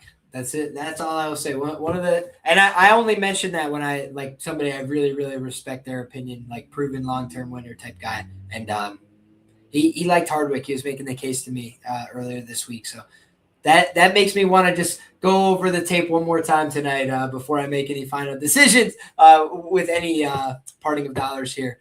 But that was also what cued me in a little bit on the ends by sub. I was thinking of Rahiki sub. He was thinking of Hardwick sub. So I was like, let's meet in the middle. It's still plus 550. So, yeah, boys, I'm glad to hear. He says he's on Hardwick too. I'm glad you're in the chat because I was referencing you in that conversation. I said both these guys kind of have the fishpole arms, like Moise says. So funny enough, man. I wonder if you agree with those grappling reads. But shout out to Moise in the chat. OG viewer, OG chatter. So one of the sharpest in the chat. One of the sharpest chats in the game. So appreciate each and every one of you guys who's rocking with us live. Next up, guys, we got Andre Fili taking on Jose Delgado on this main card. Delgado just went and put on a scrap with Nathaniel Wood, right? Good fight, banger. A lot of people thought he deserved the win there. I thought he probably deserved the win there. Didn't get the nod, but I'll also say Nathaniel Wood, he's a really tough out, man. I think, let me pull up the record because I don't want to speak nonsense. But I believe, if my memory serves, that Nathaniel Wood is 10-3 in the UFC. And he is. So Nathaniel Wood, 10-3 in the UFC, a very respectable record. And, he's kind of covered the spread at multiple weight classes. He used to fight at bantamweight. Then he moved up to featherweight. And, he's now kind of finding his own at featherweight. So Delgado went out there against a really savvy veteran after fighting like the Connor Matthews of the division, right? And, he took a huge level jump. Now he's taking more of a lateral step. And I feel like we saw in that last fight, he can win this fight, right? The difference is I feel like Andre Fili is a guy that's like, always fighting on thin margins. 4 of his last 5 wins in the UFC are via split decision. And I don't think he's got a very high chance of finishing Delgado. I think it would have to be like a flash head kick or something like that. Maybe a big punch down the middle. But I just don't really see Delgado, getting clipped very often here. He's 27. I think he's got good recoverability. I think he's a pretty durable guy. And, he trains hard out of the lab. He's got a big body like Andre Fili. Fili's usually used to being the bigger, longer guy. He doesn't really have that advantage in this fight. And Delgado's dangerous with the knees up the middle. He offers some tricky offense. And I feel like he's also a guy that's no slouch in the grappling. He's got some submissions on his resume. He's a guy that is willing to mix the martial arts, take a guy down, beat him up from the top position, these kind of things. So I just feel like Delgado is aggressive, hungry, really wants it. He's 27, highly motivated, same size as this cat. And I think he's probably just going to beat Andre Fili in this one. I feel like if Fili wins this fight, it's probably, hey, Fili went out there and got that vet savvy close decision. But I could see Fili losing this fight via any method, any round. And for that reason, I'm going to go with Delgado to get the win. What do you think? Yeah, honestly, this card is chock full of untrustworthy guys that fumble the bags as the fight progresses. We got Bellagioki. He might look good in round one, but ultimately he's going to lose the fight as it goes on. Jan Cutaaba, I could make the same case for. Chris Curtis, I can even make that case for.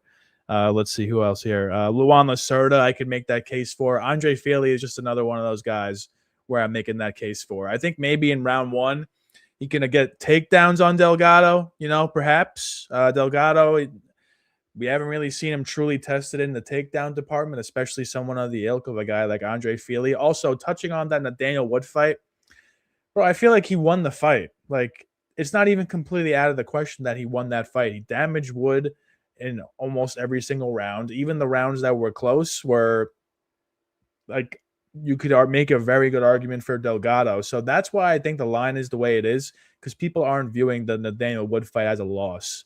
Like, people are like, oh, yeah, like, that was close enough where we think Delgado won. So this is a really big step down for Delgado compared to a guy like Nathaniel Wood. Andre Fili finds new ways to lose fights. He might look good early, but it's not going to look good late. So I have Delgado in my parlays, yet another guy. Parlay candidate number 4, I think, that I've gone over, maybe number 5. I guess at the end of the stream, we'll go through it really quickly. But yeah, I like Delgado money line. Delgado to win the fight in the first minute plus 1,200. I mean, if Fili really fights dumb, I think that could cash. And then, of course, Delgado by sub, not the worst chance. We've seen Fili put his head into guillotines before. And if he's just trying to take down Delgado and he just latches up the neck, that I don't think that's out of the question. So Delgado every single way. The only thing that concerns me is usually you see people on the underdog, even if it's like a heavy favorite. Like, you'll see at least some people being like, oh, I'm on Andre. Like, I don't see a single soul on Andre Fili. So, like, that does concern me. But exactly. Cue the, curb your enthusiasm. Bum, bum, bum. Like, you know what I'm saying? Like, is anybody on Fili, bro? Like, I don't know a soul. So, yeah, I'm on Delgado. Yeah, again, when you're just talking about prices this wide, I don't really do business at these prices very often. I'd have to look to the prop market here. The thing that I just don't really like about Fili is I feel like he's much more vulnerable to getting finished. But I will say, I think if it's a decision, it could be competitive, right? Like, Fili fought a reasonably competitive decision with Nathaniel Wood, just like Delgado did, right? The difference was one lost a, I think, split decision and one lost a unanimous, right? So both guys fought Wood, and, Wood's a tricky, awkward guy, a guy who can get hurt and just rally back into the fight. And I think that's the bullish case for Andre Fili. It's just vet savvy, go out there and kind of fight the same fight that Wood did, land your shots on the outside, try and keep it close, keep it even, keep it honest, right? The difference I feel like with C-Rod and some people that we're talking about in the chat, again, when you talk about, he just 30-27 C-Rod, he won a split decision, right? I pulled that up on screen, went unacknowledged. That's all right. But then when you look, it's you just look at C-Rod has not beaten long, tall strikers in the featherweight division, right? He's been at bantamweight and he had a lot of success anti-grappling guys. And then when he went up to 145, he fought Julian Erosa, a kind of journeyman UFC fighter, and he lost that fight, and then he lost the fight to Fili as well. So I think C-Rod is struggling with the size and length of 145-pound fighters when he can't simply out-grapple them. And for me, that's different than somebody like Delgado, who's clearly a very natural 145-pounder, quite a large man, just like Andre Fili for this weight class. And he is the much younger guy. So for me, that's the difference maker. I do think, like, again, when you're talking about plus 300, I don't blame you if you're looking to get involved with that side, but I'm just more than happy to pass or look to the prop market if I was to play anything here. Yeah, that's the way I see it, man. So I think Feely decision, split decision, if you like that side, type of thing. And then if you like Delgado, I think he probably finishes. So. Yeah, I mean, I got Delgado at minus 330 when I got him in my parlays. I mean, I don't think I would shove a minus 425 in there, so I'll say that. And then number 2, Andre Feely, win, loss, win, loss, win, loss, loss. No contest, loss, win, loss, win. He's due for a loss based on that algorithm. He literally is a win-loss fighter. The literally prime definition of a win-loss fighter. And people saying he beat Christian Rodriguez, what I'll say to that, Delgado has 10 times the power of a guy like C-Rod. C-Rod mainly was winning by fraud checking guys at a lower weight class. And yeah, Feely's not going to get away with that same game plan against a guy like Delgado. So yeah, he has a much deeper bag than C-Rod. So yeah, I love Delgado. Yep, and I wouldn't be surprised to see either guy try and mix in the takedowns here. That's the last thing I'll say as we move to the next one. I haven't seen any like takedown props or anything for this fight, but I will take a look and see what maybe the takedown lines are because Feely, when he's against tall, long guys like Melky Costa, I felt like, it made him uncomfortable on the feet. He wanted to just pursue the takedown. So he's been doing that a lot more lately at this point in his career. All right, I think Feely to get one takedown is even money. I'm trying to find it right now. Hold on a second. So he'll get the one and then get submitted right from there. I remember I bet Eric Anders to get one takedown against Christian Leroy Duncan, and he literally got the one takedown, got back up, and got sparked instantly right after. I was like, loyal soldier, did his job. Thank you, sir. Yeah. Speaking of loyal soldiers, I don't know if I've had a more loyal soldier than Jillian Robertson. She has gone out there and done the damn thing for me multiple times at big odds. I'm pulling it up right now, the previous bets on Jillian Robertson, and I'm talking mostly in the prop position market. But just take a look at this. I'm going to pull this up on screen.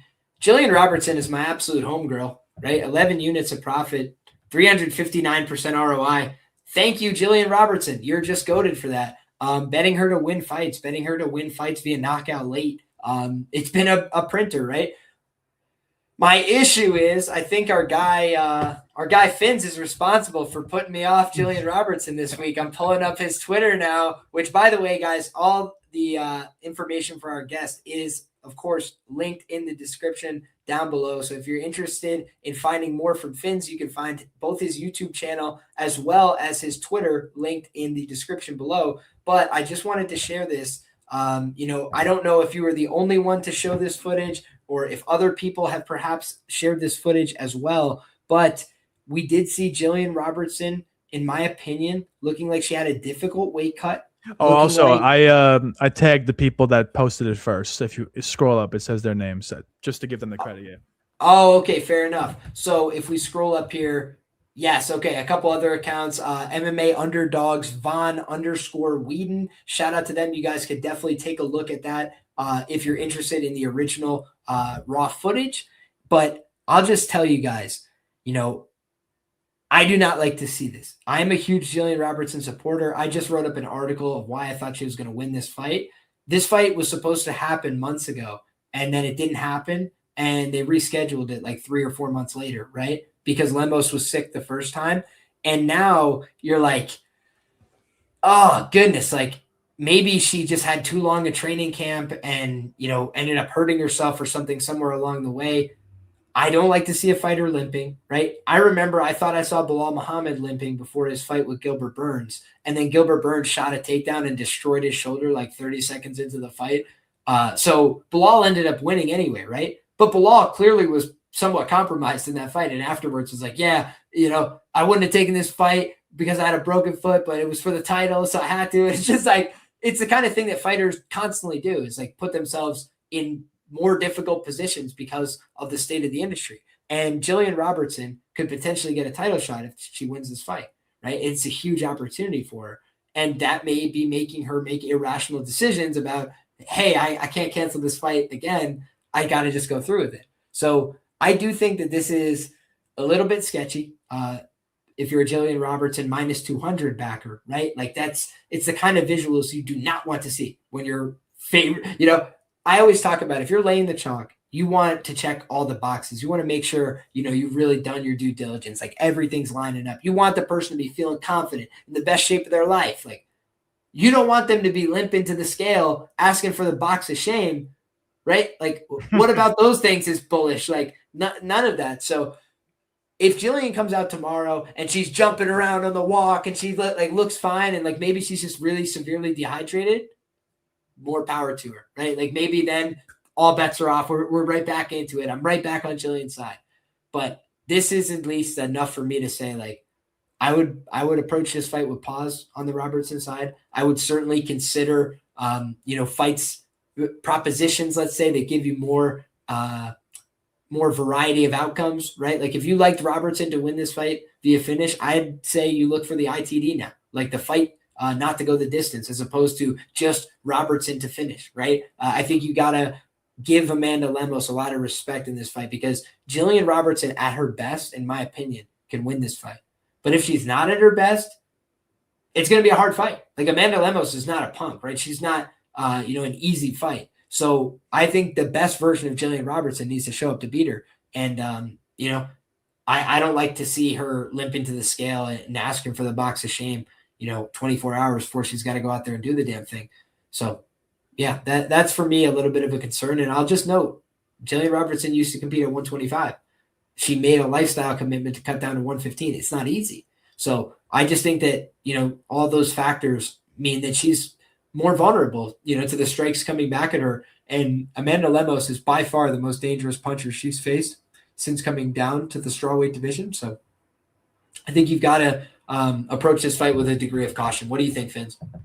Yeah, I mean, it's not like Amanda Lemos can't knock out Jillian Robertson. I mean, she has tons of power in her hands, and if Robertson can't get the takedowns, if Robertson's looking weak in there, if Lemos is throwing up ninja chokes and making Robertson not even want to shoot takedowns, all of a sudden now we have a striking battle. It's not out of the question that Lemos just completely knocks her out. Would not be surprised to see that.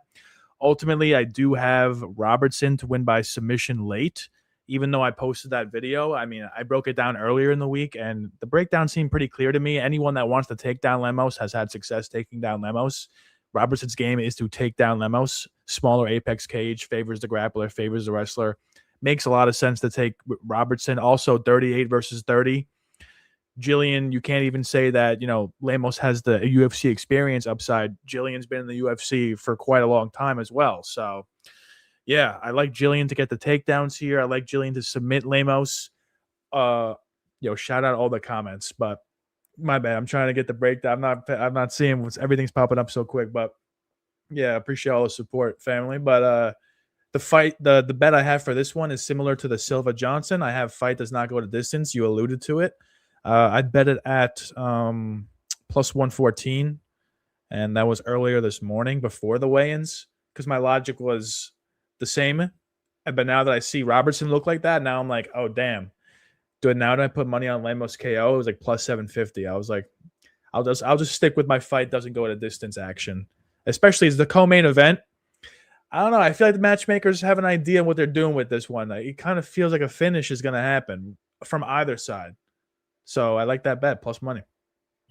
Yeah, man. I mean, Jillian has a path which is super dominant. When she's on top, she's not only a submission hunter, right? She's not one of these BJJ girls who forgets it's a fight. She's extremely aggressive. She wants to fight people. She wants to hurt girls. She wants to bang them up with elbows, cut them up, make them bleed, TKO them. She's serious out there. So I just feel like Jillian Robertson, first team all violence, she's hard to put away. That's the one thing I will say to her credit. But if she's injured, if she's not herself, she could get put away. When you fight Amanda Lemos, even on your best day, you could get put away. So I do think we got to say, this is a fight where both these women have their upside path to victory, right? Amanda Lemos, she's a hitter. It was a couple fights ago. She beat the current champion, Mackenzie Dern, pretty soundly and nearly knocked her out several times. So My guy UFC Garrison says you can't break the injury news. It's still better. Robertson is okay considering the line is still moving her direction. Yeah, I think didn't better. I did not better. I bet fight doesn't go to distance. All right. there you go. Yeah. There you go. Hey, listen, we're looking for more outs and less specificity. And I think that the fight not to go, that's a great way to pivot. So let's do it. Let's do it, man. Because I think that Robertson, her path. A lot of people were talking about Robertson decision, and I was like, maybe, but like, I saw Amanda Lemos look like she saw a ghost when she got put in a head and arm choke from Jessica Andrade.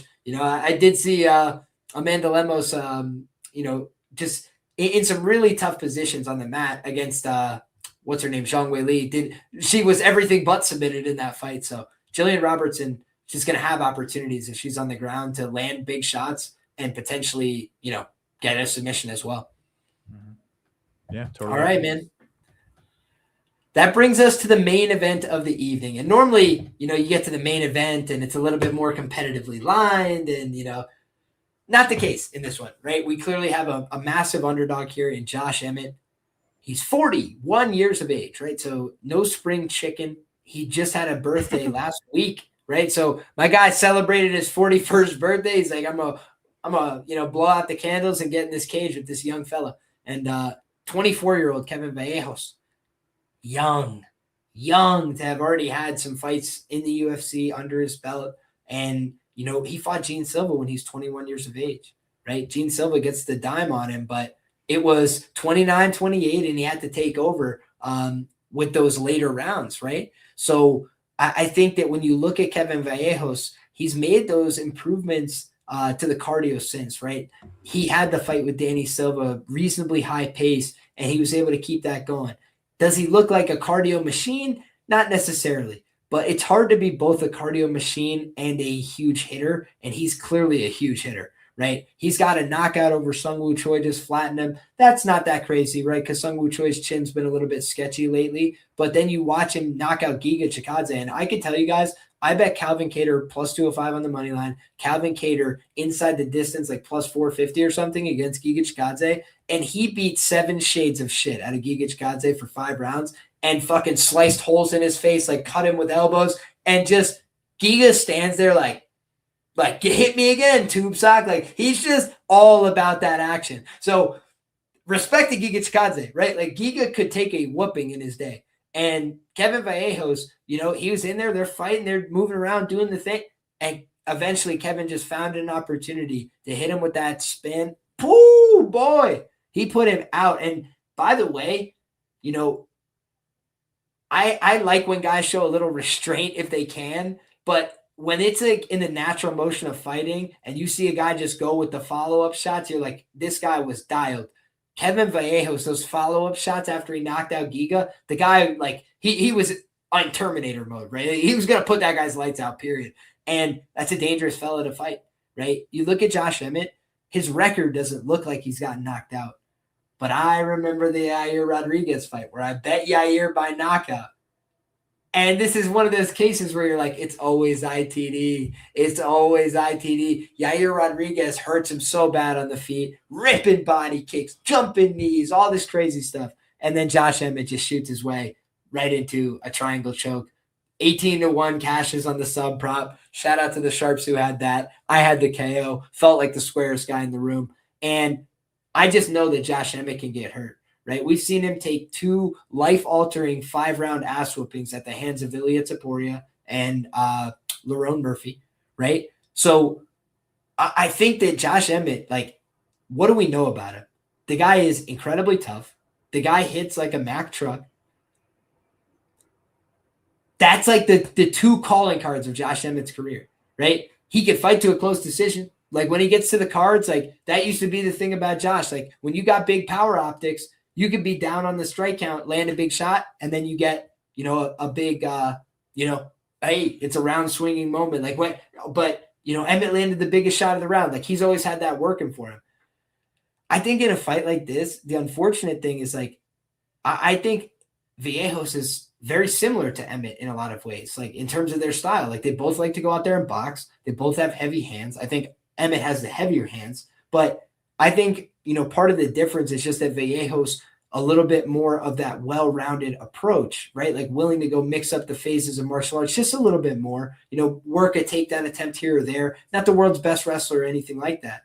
But Emmett's a guy who's 41 years of age. And when you're 41, I just don't know that your wrestling's going to be holding up on that same level, right? It's hard to wrestle, man. Wrestling puts years on your body. And I feel like that's why a lot of guys that were former wrestlers that turned to MMA, they start learning how to strike. They start wanting to be boxers and kickboxers and all those things. It's because, man, it's hard, man, to do that physical labor.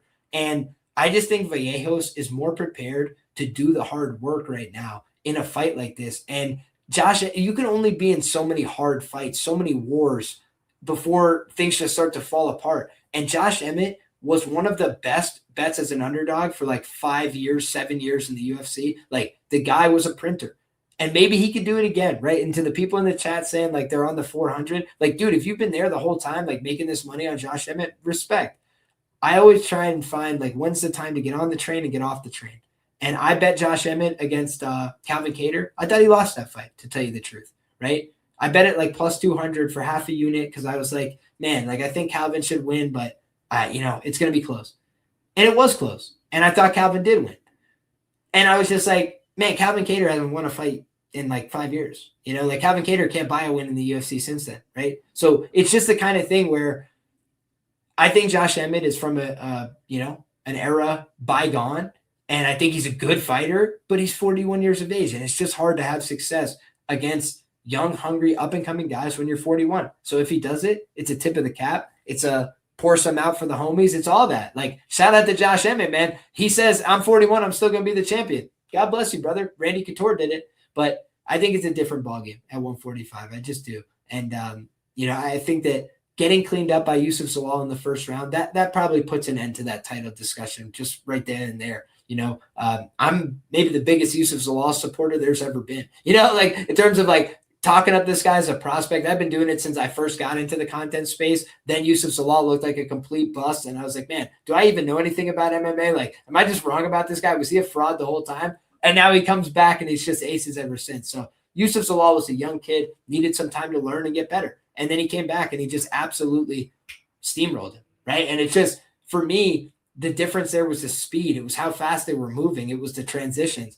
I don't think Kevin Vallejos is going to go submit him in the first round or something like that. But I just think that Kevin Vallejos is a more smooth, fast, competent mixed martial artist right now. And that's the reason I'm going to pick him to get the win. I do think the price is just like completely untouchable for me. But I think he wins. So I think the way I would look to target this is violence. I think somebody is probably going to get knocked out in this fight. You've got two very heavy-handed guys. And I mentioned before, like, I just don't think you can continue being in crazy 5-round, bang them out, stand-up fights. Like at 41, you keep doing that and you're going to go down. And I just think that he's probably going to go down. So I'll predict Kevin Vallejos via stoppage. But I also think that if Josh Emmett wins, like, we're probably reading about the unfortunate, shutting off of Kevin Vallejos' brain, because that's what Josh Emmett does to beat people. What do you think, my man? Listen, I'm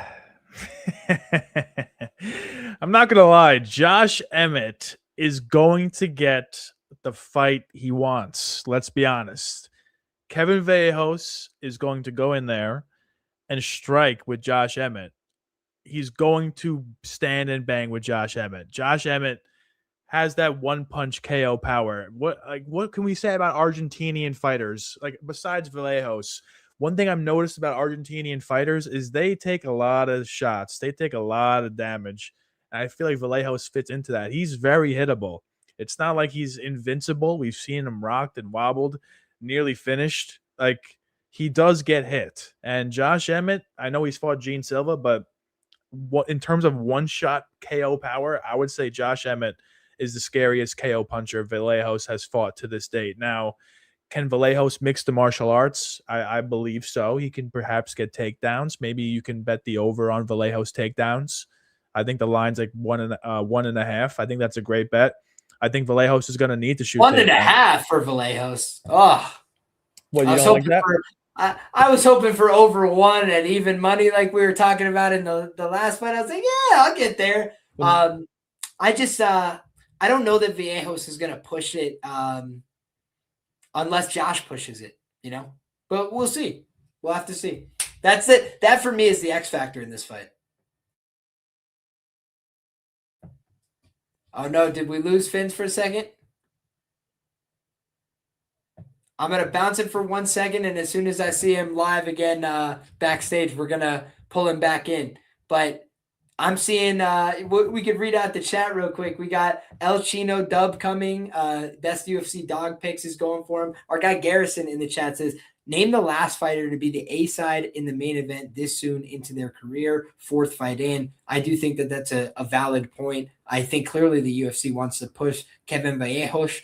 That's clear. And also, when you look at guys that could build a market, right? A young kid from Argentina, they've got Aylin Perez. They've got a couple other people that they've tried to build as talent. I think Esteban Ribovic as well, off the top of my head. That's the kind of things that you could build as building blocks of a card, pieces that they could travel with. Hurricane says the UFC will be in flames if Emmett wins. I got to say, UFC dogs have been on a sun run, right, in these main events. They've been doing excellent, way overperforming. I think that when you look at just the way that this fight lines up, it almost feels like they're pushing you to play the dog. Like it's such a big price tag on Emmett. But for me, the age gap is tough, right? It's a huge, huge age gap here. And Josh Emmett, I do feel like is past his physical prime. So he's still clearly a great athlete, but he's now a great athlete who's 41 and a little bit post prime. So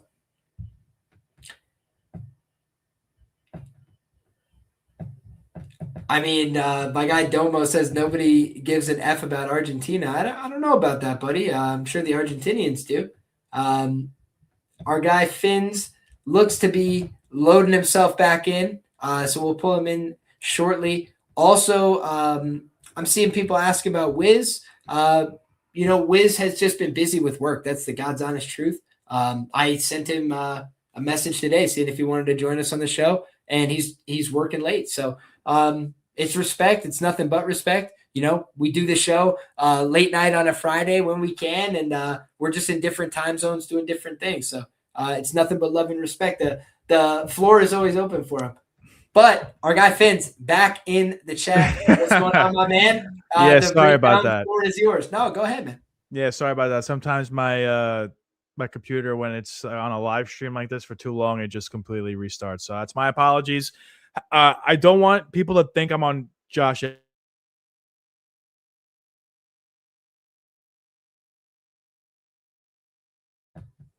Oh no! Oh my God.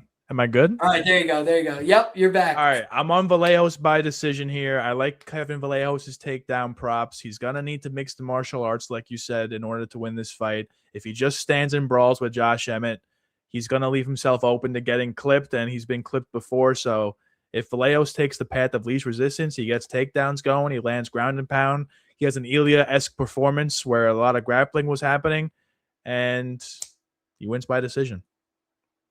So I'm actually against you because you're inside the distance, but yeah.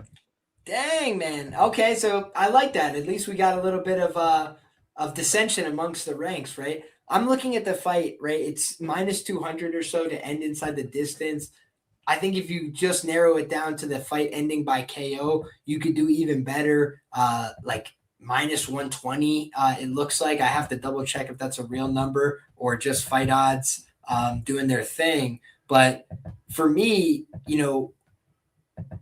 I do think much more likely than not it's a KO compared to the submission. I've seen Emmett submitted before and kind of, take the, bad shot, panic shot when he's hurt type of thing. But I feel like Vallejos is just an extremely violent guy. I feel like he's going to try to get the finish there.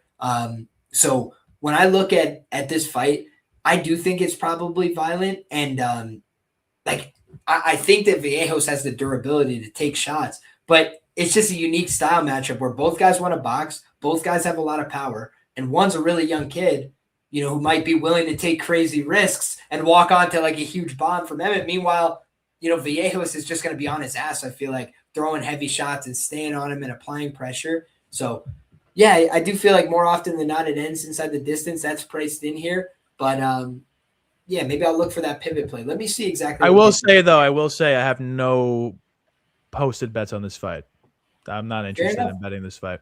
Except for Emmett KO. The ends KO is minus 122. So it's like, you're getting both these guys to potentially win by knockout. Meanwhile, if you just look at the favorite here, Vallejos to win via knockout, it's actually minus 110 on Bet Online. So,